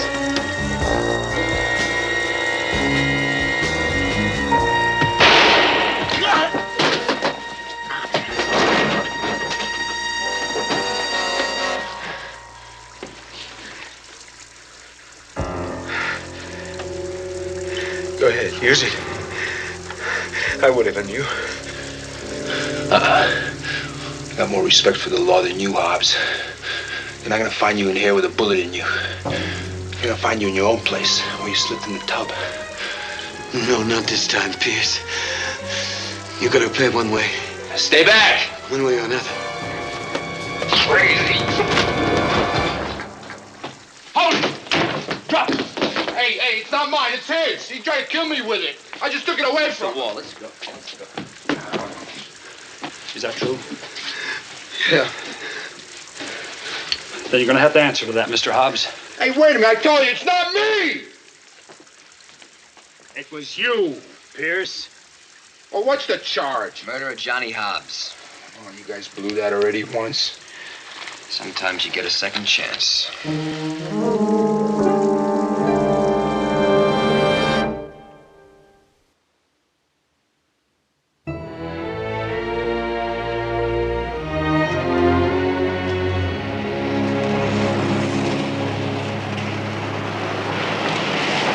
I still can't believe you found it, you know?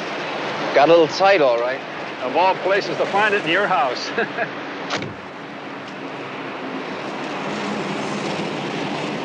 The serial number tied it right to your tail. Did you hear that? I'm saying nothing without my lawyer. We wouldn't want it any other way. Would we, Mr. Hobbs? You had the right to remain silent. Anything you say can and will be used against you in a court of law.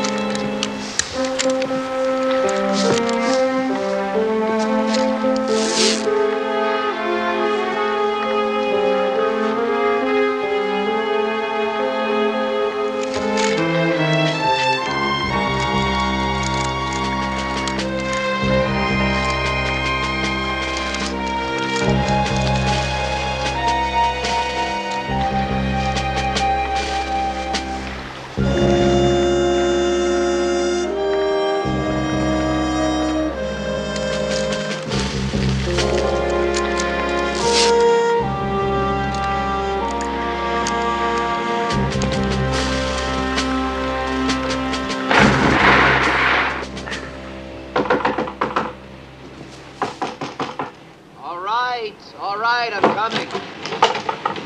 Hours like this, I might as well have gone to med school. Med school, huh? Going's one thing, getting through's another. Yeah, right now, all I'm worried about is getting through the day without any breakfast. What are we rushing about anyway? Harbor Patrol dragged in a boat.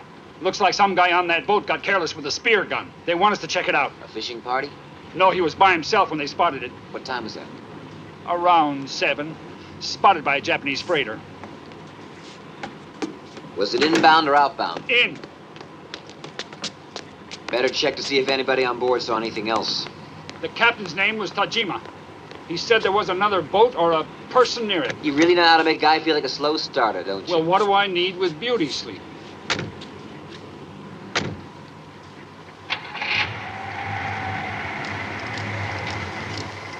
You got a name on the victim? Marshall. Fred Marshall. Fred Marshall? You're kidding. Name mean something? Well, there may be more than one, but the man I'm thinking of's a bigwig in Washington. I think it's the Department of Commerce. The word is he's being groomed for the next senatorial election. Even the man who's stepping down wants him, Ralph Bowen. How do you keep up with all that stuff? Interests me. You got any other info? He's on a boat. At the dock. Steel shaft through his heart.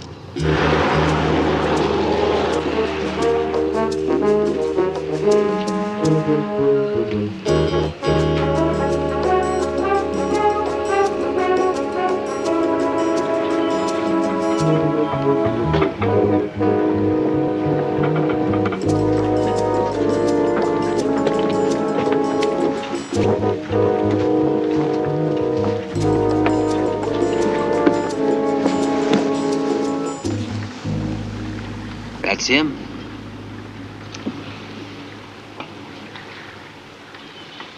This wasn't an accident. How come so fast? Marshall was, he was a water freak. Half the pictures I ever saw, he was either in a boat or standing in a wetsuit with some world's record fish. Couldn't he make one mistake? Not like that, no. Though anybody with his experience would never load a spear gun out of the water. Well, how about another kind? Let's say the people kind. Well, the papers never sounded like that. You know, he's good-looking, good speaker, married to the right woman. She was always in the fashion page in the newspaper, on television for some good cause. You got a knife? Mm-hmm. Here, cut this. What do you got? Well, this is all his equipment here. It's all dry. Well, so's the gun. Here, shake it. How long does it take for a thing like that to drain? This has been used today. Was he in the water, Doc? No. His hair and his suit is dry. Probably been wiped from prints, but have the lab take a look at it anyway. Yes, sir. We'll also have them lift anything on the ladder here. Right. He was from out of town. Say, whose boat was this? Belongs to Reed Bradshaw. The shipping guy? Yes, sir. Say, didn't you say that Marshall was in commerce? He is, yeah. Okay. Let's find out where he was staying and what he was doing here.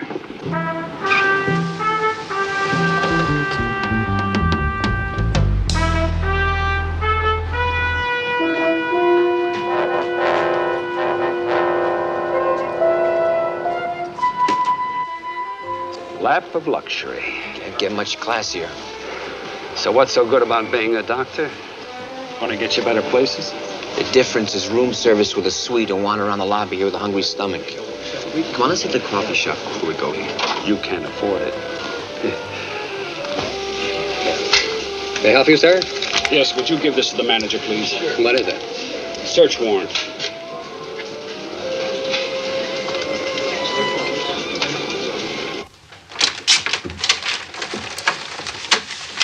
Please keep your hands right where they are. I beg your pardon. Lieutenant, this is Boyd Caldwell, Mr. Marshall's administrative assistant. He has the adjoining suite. Oh, I see. Thank you very much. If we need anything else, we'll let you know. Fine, fine. Lieutenant Stone, homicide. Inspector Keller. Excuse me, but you do know Mr. Marshall is dead? Yes. The coroner's office asked me to come down to make an identification. Something in that stack of papers you need to do that? These are documents to be presented to an investigating subcommittee of the United States Senate. Really? Huh? Well, then I think they ought to be left right where they are.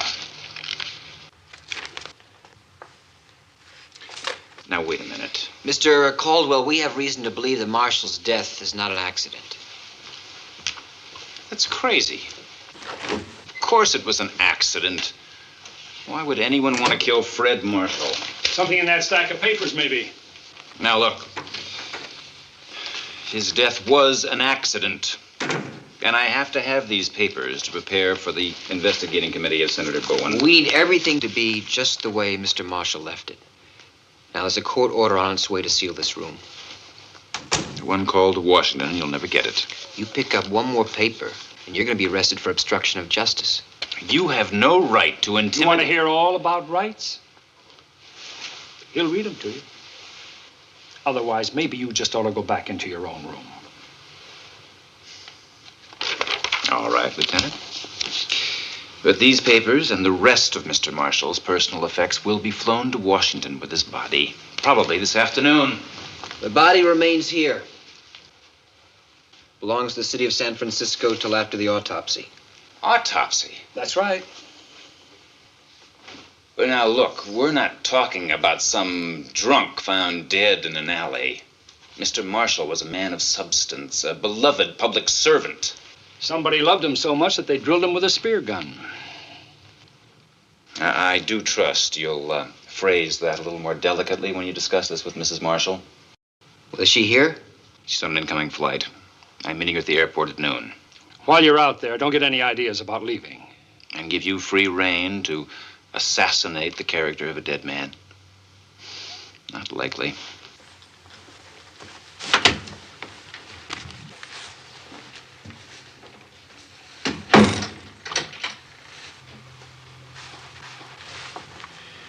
So what do you think?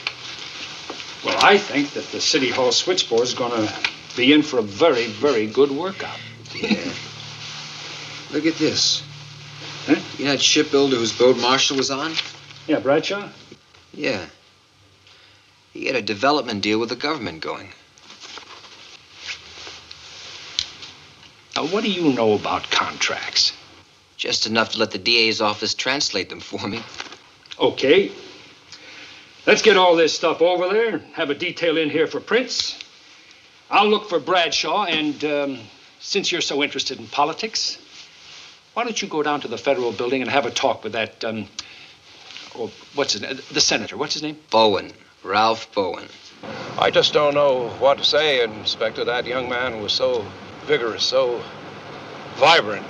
That's just hard to accept somehow. And you're investigating. That means you suspect that Fred's death was deliberate?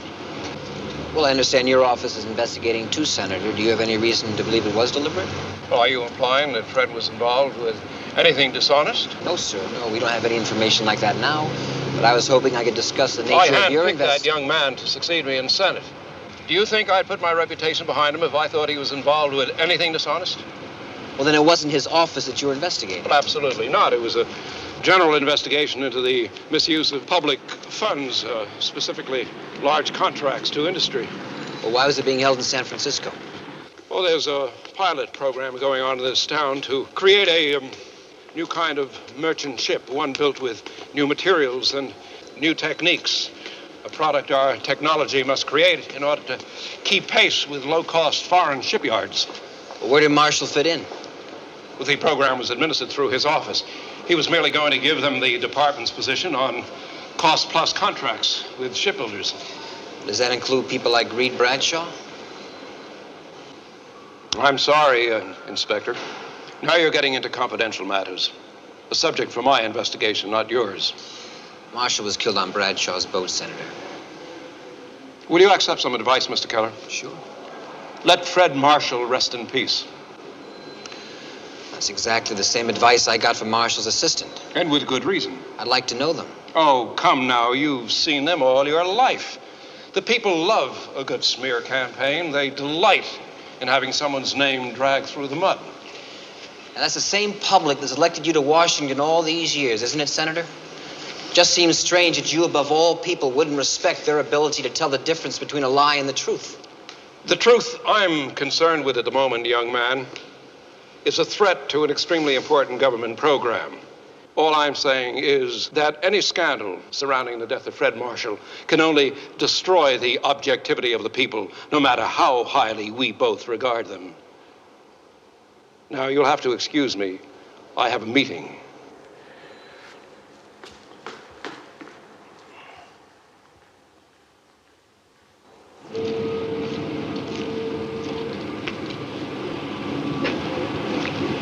Say, where can I find Bradshaw?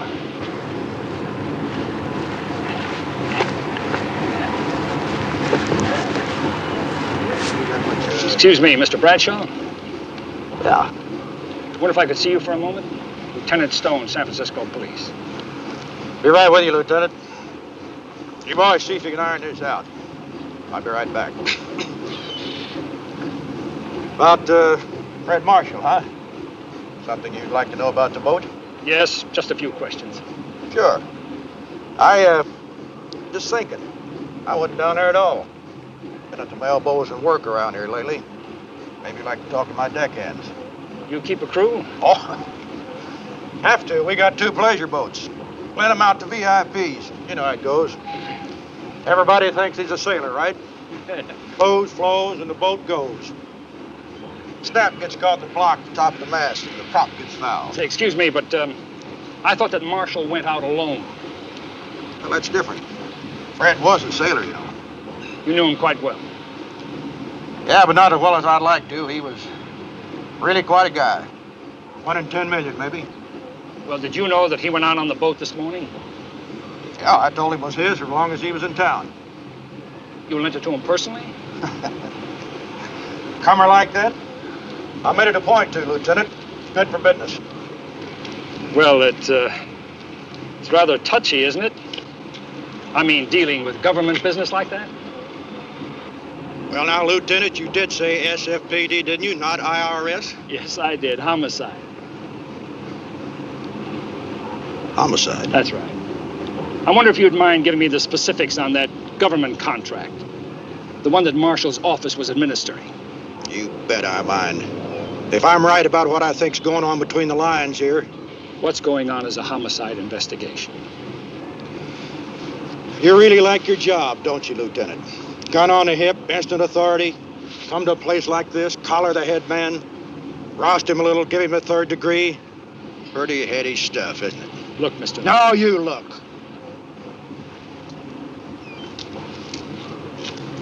Take a look at all this. I laid everything I had on the line to build it from bankrupt corporation to a big money company while you hid behind the city payrolls. The authority I got, I earned. And I'm not about to stand here and listen to a lot of loaded questions of somebody who's pulling his clod from my taxes.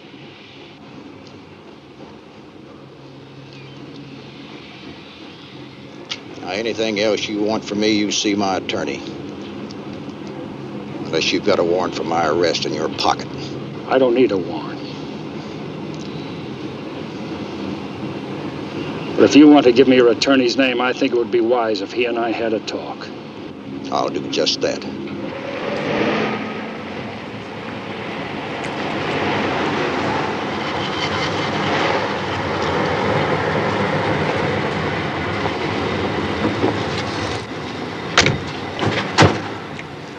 You see Bradshaw? Oh, yeah. He's a big shot. Gave me this. Big shot lawyer. Yeah, one of the biggest. Get anything from the senator? Filibuster. Politics still interest you? He gave me such a spiel about a general investigation into the misuse of... Must be the lady. If that's the price of being a public figure, I want it. Yeah, the price can get pretty high in a crowd like that. I got 2 men inside. You have? Yeah. Do you know, I really think you would have made it through medical school. I really do, huh? Come on. Yes, the hearings will definitely be postponed. And that's all for now, please. Mrs. Marshall just wants to be alone for a while. I'm sure you can understand that. Where was Mrs. Marshall when she heard about her husband's death? All right, Hank. Fellas, come on. No more Let's pictures. will ya? Let's move it out. Come on, move it out. Pictures. Get back. Caldwell, Can we talk for just a minute? Come on, fellas. Give it a break, will you? Move it back. Let's Police, go. miss, Move we'd it like to back, help you get fellas. through. Caldwell, come here. That's it. Let's move it. Anna? Oh, Mike. Please take me away from here. Steve. Yeah. Check out the suite.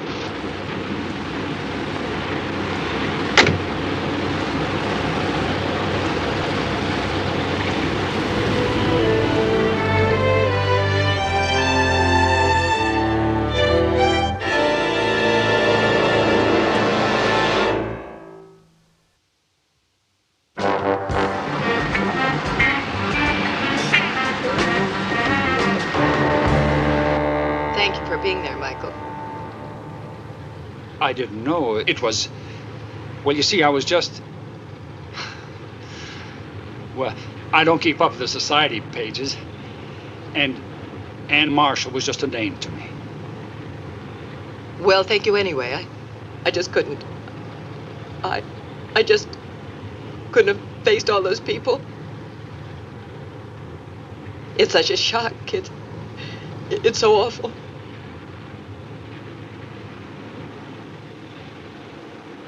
Boyd said you don't believe it was an accident. I don't know anything yet. But you suspect something? Let's talk about it later. No, I'm all right. I want to know. Anna, please, No, I have to know. Yeah, Mike's talking to her right now. Well, I have one man inside the suite, another man in the lobby, but I'd like to get a couple more before he gets back. Right, okay. Could you tell Mike when he comes back I went to the yacht harbor?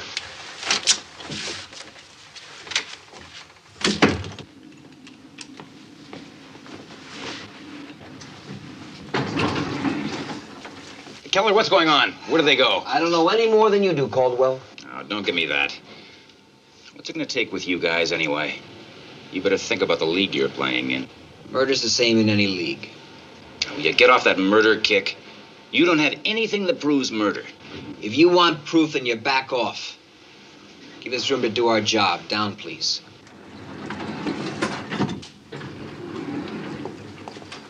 Boyd, we've got to talk.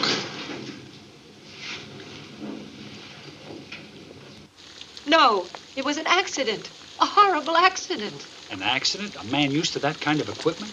He had a lot on his mind. He was under a great deal of pressure. What from? Michael, please. Couldn't we just drop this? Well, if I did, somebody else would start digging until all the questions were answered. Well, if I answered your questions, could you keep it out of the papers and off of the news? Well, how can you know what happened? Michael, Fred was in trouble. He was in a great deal of trouble. He'd taken money. It was all under the table, of course, mass contributions to his political campaign. But it totaled $300,000. Kickback for a government contract? No. It was unallocated funds from Commerce to make up for overages on a contract. Oh, it was all very complicated. It was very carefully concealed. Until one of Senator Bowen's investigators found out about it anyway. $300,000 from Bradshaw. How did you know that? Just 2 and 2. Your husband was on his boat. He'd refused 12 times. But he was talked into it finally. By his assistant, Caldwell. He kept pressing him. He said he owed it to himself and to his country. He said that money would put him in the Senate, would be a springboard. In 8 years, we'd see him in the White House. So Bradshaw could have done it? No. I talked to Fred last night. I was in Los Angeles for a fundraising dinner. He'd been drinking heavily, and he was depressed. He was so depressed. I should have known. I should have realized. He couldn't face it. The disgrace. Bradshaw didn't kill Fred. No one did.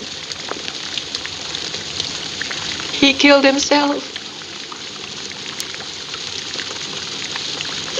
I should have been with him. If I had, this never would have happened. Anna, please. Please, Anna.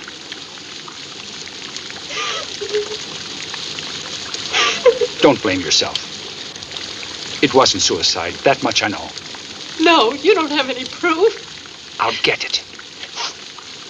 Michael, release his body. Let it be buried with honor. Couldn't you put it down as an accident? Couldn't you do that for me as a favor? Anna, I'm sorry. I'm afraid I can't accept favors any more than I can give them.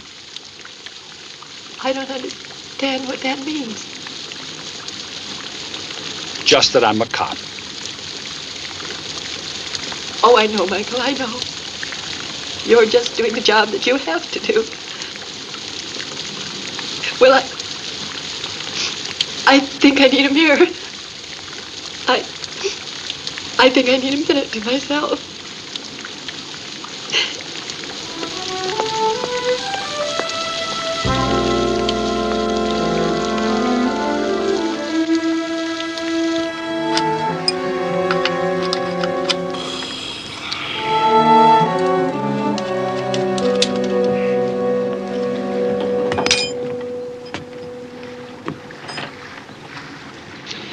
They told me there isn't any night watchman because of those locked gates.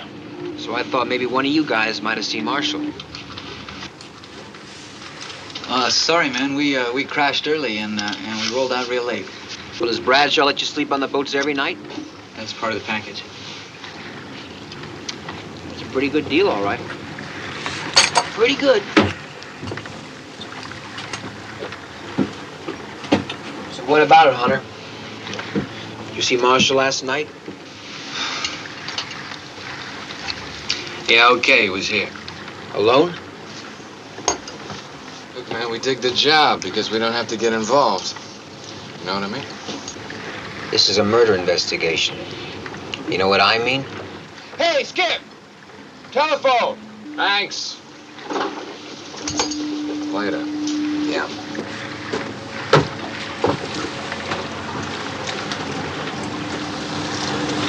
So Stillwell, what about it? Was he alone?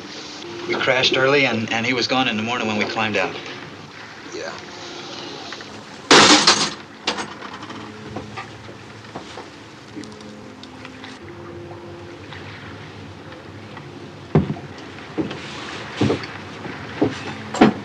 Oh, listen, what's Skip's real name, anyway? Why? Well, I need it for my records. You know, they make you type everything now. Well, he won't like my telling. He's got one of those weird ones, huh? Yeah, it figures. Anybody with a nickname usually has got something weird on their birth certificate. Yeah. Yeah, well, his is Newton. Newton? Yeah, that's a winner, huh, Newton? Newton Hunter. I can see why he changed it. Newton. Yours is Terrence? No, it's just Terry. Terry, right. Okay. Thanks for your time. Well, that's it? Yeah. Take care. Yeah, right.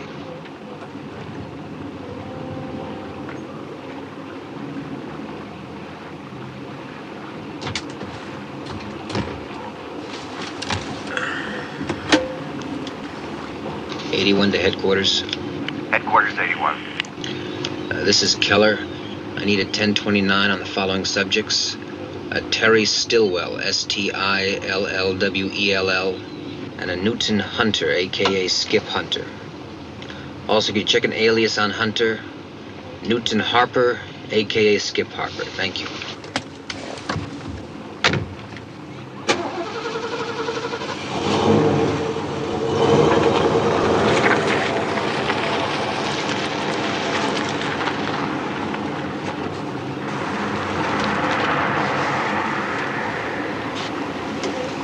Okay, but this is it. I mean, we got gendarmes down here asking me questions, and that's not too cool for me, you know what I mean? And this is gonna cost you, too. Yeah, because my neck is already out there, that's why. Now, you add 2 big ones on top of what you already owe me and get it here tonight. I don't want to put up with any more sessions like I just had. I'll tell you when later. You tell me where you want me now. Yeah, sure. Yeah, about 10, 12 minutes. I got you. You get that money together.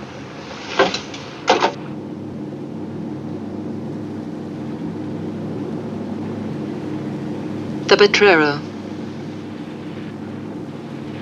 Driver, stop here.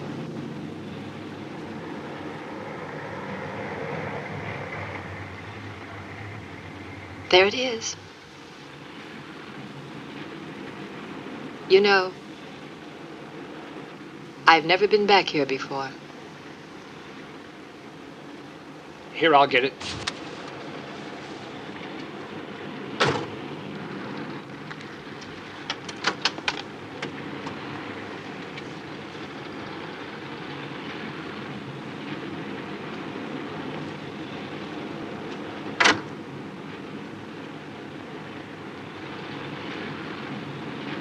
There were some good memories here, too, weren't there, Michael? I remember the first day Andy brought you home from school. I thought you were the greatest. Taking time to notice a kid sister. Treating her like a grown-up, not a pest.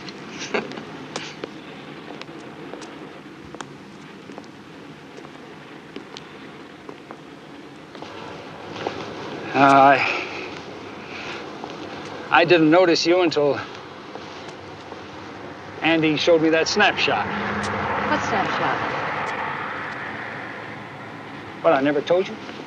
No. It was during the war, when Andy and I were in the Pacific. Both of us scared stiff, not knowing what we were doing there.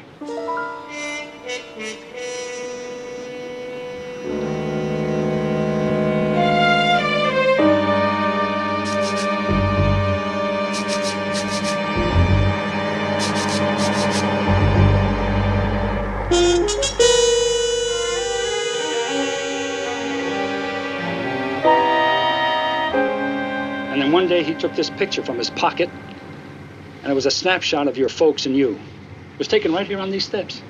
Do you remember it? No. No? Well, anyway, I asked him if I could have half of it, and he started to grin. It was the biggest grin I think I ever saw on his face. And he ripped it in half and gave me the part with you on it. I kept it until the time you sent me the one from Stanford in your cap and gun. I wish you'd said something, Mike. No, you didn't want to hear that. Oh, you're wrong. No. No, I wish you had. No. When I came home, I knew that you wanted to get away from here. Oh, that's not true. Yes, it is. It's true. You were always meant for Nob Hill. And you know what? I'll bet you the reason you didn't come back here is because you were afraid you wouldn't get out again. Isn't that right? Huh? I'll bet it is, isn't it? Come on, admit it. You got out too, Mike. Not too far. Oh. Detective lieutenant, that's better than walking the beat, isn't it? Not always. I think we better get you back, Mike.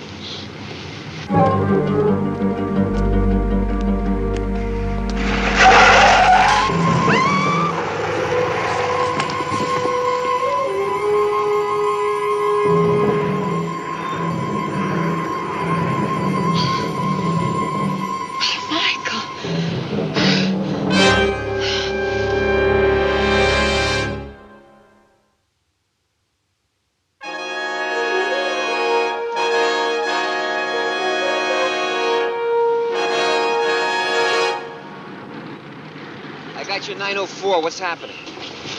Somebody tried to hit Mrs. Marshall. I'll fill you in later. What about the other units? Are they Mike, here? there aren't any other units. What do you mean? I don't know. There's some static at headquarters. Olson took off everybody we have. Olson? What's his reason? Mike, we don't know. It could have been reckless driving. So maybe somebody was high. We don't know.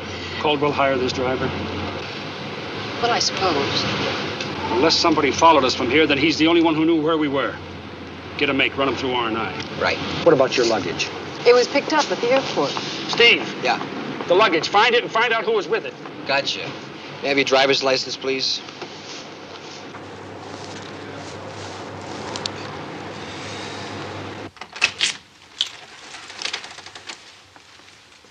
Thank you.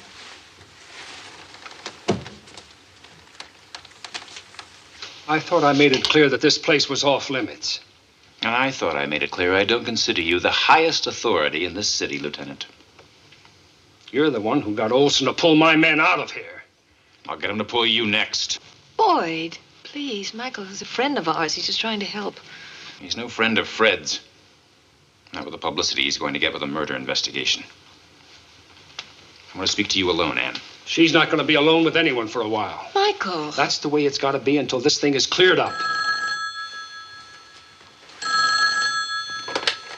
Yes. Yeah, she's here. It's for you, Senator Bowman. Hello? Yes, Ralph. Well, thank you. That's very kind. Yes. Oh, this evening? Well, I'm not sure. Oh, certainly. Yes. Well, I'll see you this evening then. What was that about this evening? Michael, you must stop this. I have to pick up the pieces and go on. That's what Fred would want. But I can't do it if you insist on treating me like a prisoner. You make everything seem like a never-ending nightmare. Michael, I want to be alone. Please. I need to be alone.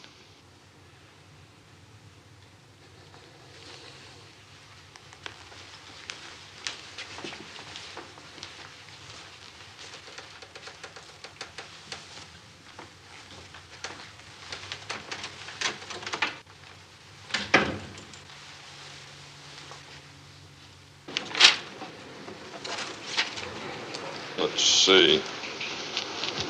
No, they haven't come in yet, I guess, sir. Are you sure she was on a 12 o'clock flight? No, sir. We have a record of a checkout time this morning, but nothing on her return. She checked out this morning? Well, yes, sir. Mrs. Fred Marshall, 8 o'clock flight to L.A. Baggage left here at 6. Oh, wait a minute. You mean she was here last night, she left this morning, and then came back again? Well, yes, sir. It's all right here. How long was she here? Just last night. We picked up her bags at 11 p.m. Pacific Airlines from Los Angeles. Logged in right here. Those jet setters, they really get around, don't they? Yeah.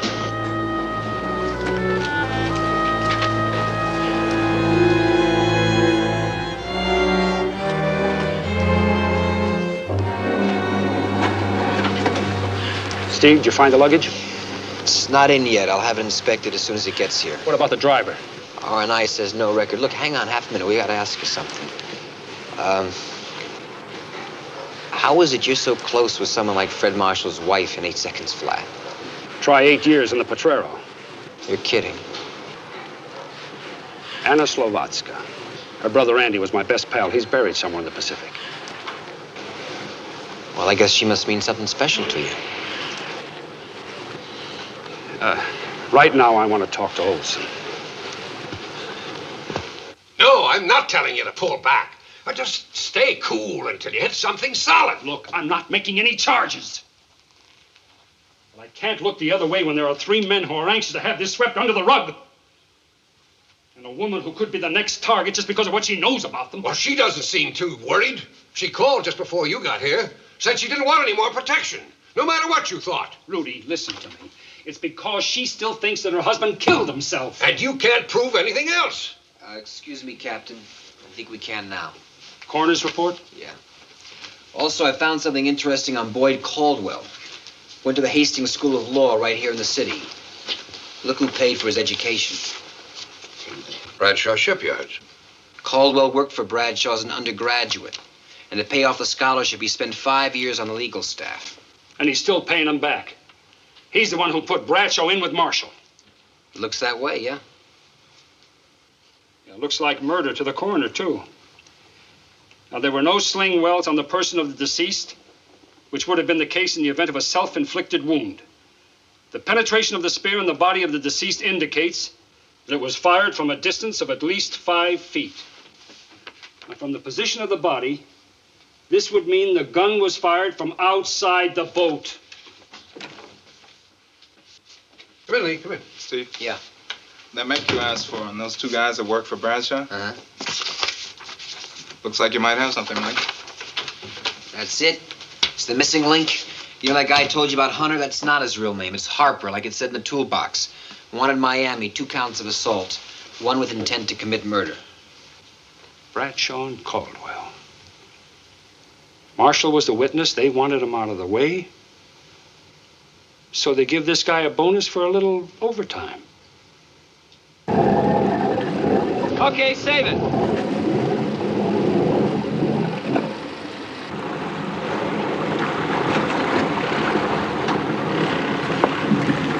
Hunter? Inspector? What can we do for you? You can take a ride with us. What for? For having two names.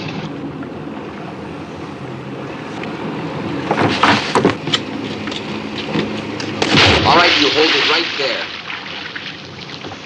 How long will that thing keep him down? No time. It's empty.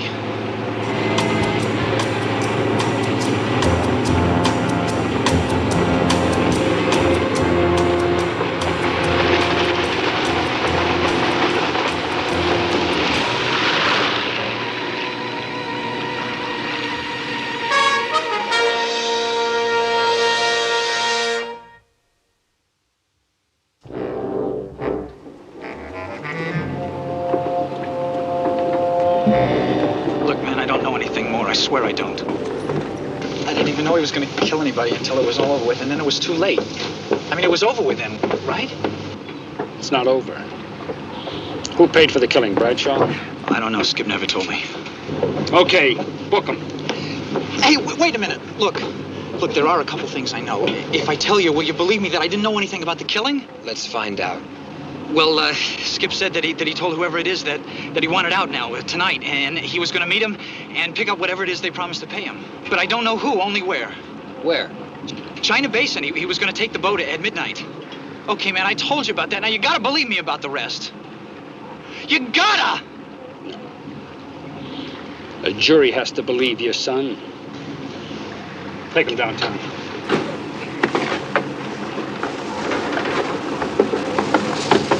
Let's go.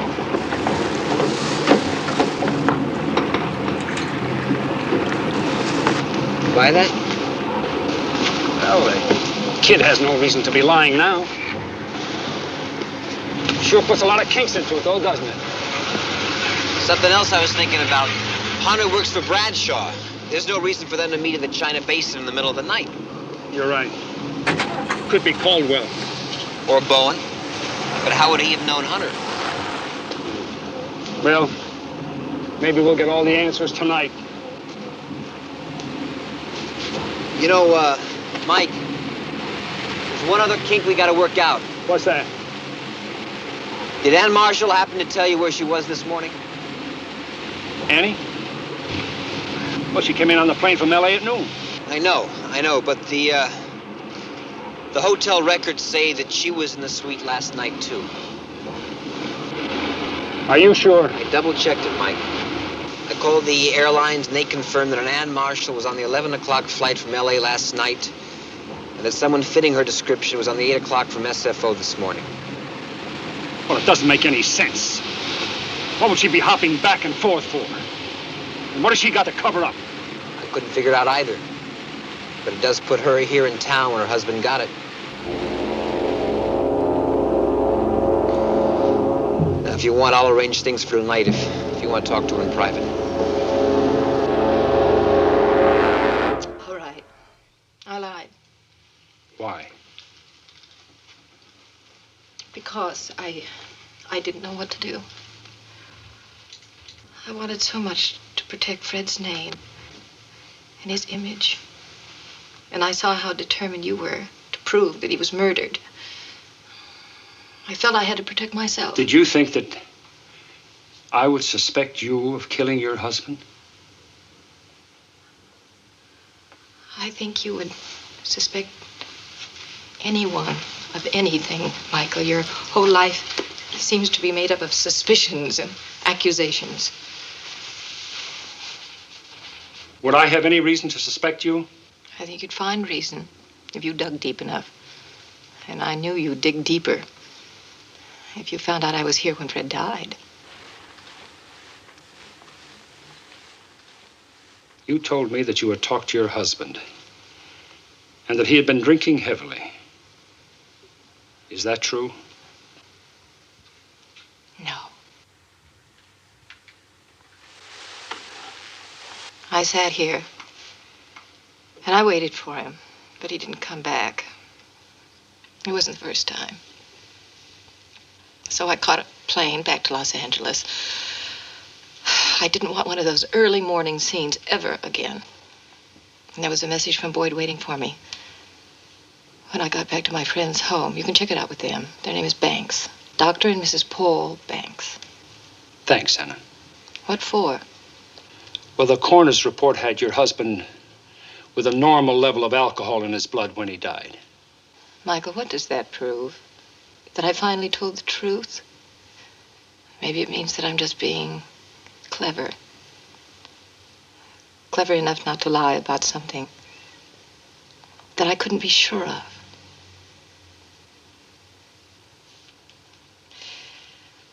Well, Michael, I'd appreciate it if you left now. I have an engagement tonight with Senator Bowen. Oh, sure. I'll see you tomorrow. No, I don't think so. Senator Bowen has arranged for me to leave tomorrow. With or without your permission.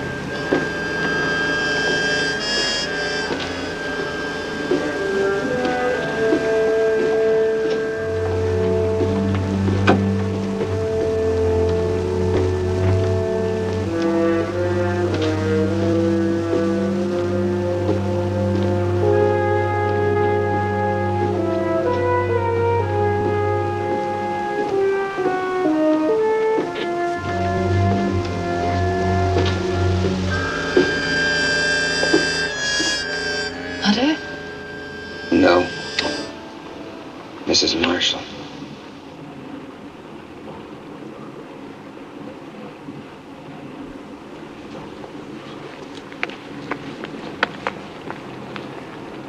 Give me the gun.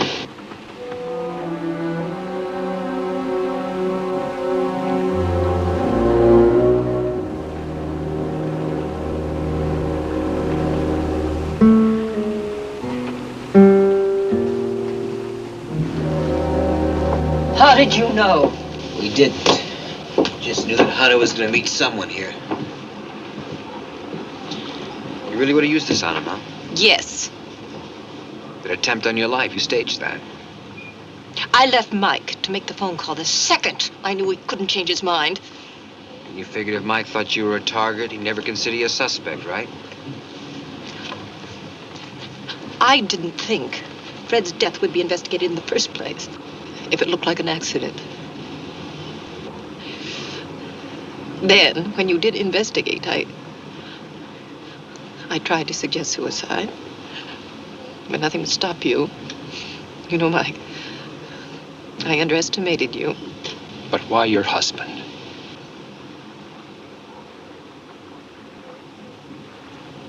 You wouldn't understand. Why should you pay the rest of your life for his mistake? Isn't that it?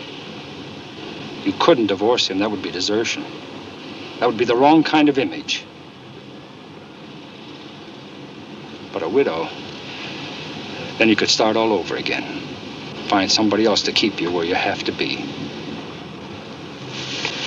Don't you judge me. Don't you dare judge me.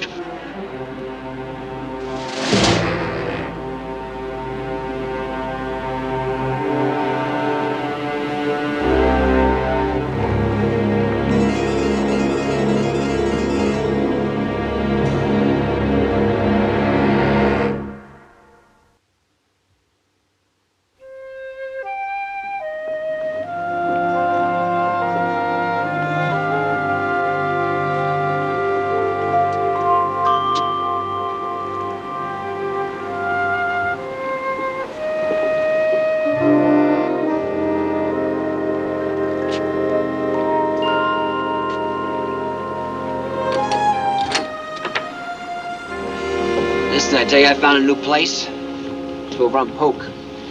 Pizzas. Fantastic. Also got the largest beer mugs you ever seen. Want to give it a try after I drop the boat off? My old man used to come in every night, sit at the edge of my bed, and he'd say, every night when the day is over, take a look at yourself. Inside yourself. See what happened. Take a look at the good things and the bad things, especially the bad things, the mistakes. And tomorrow, when the sun comes up, you'll be a smarter man. A lot smarter.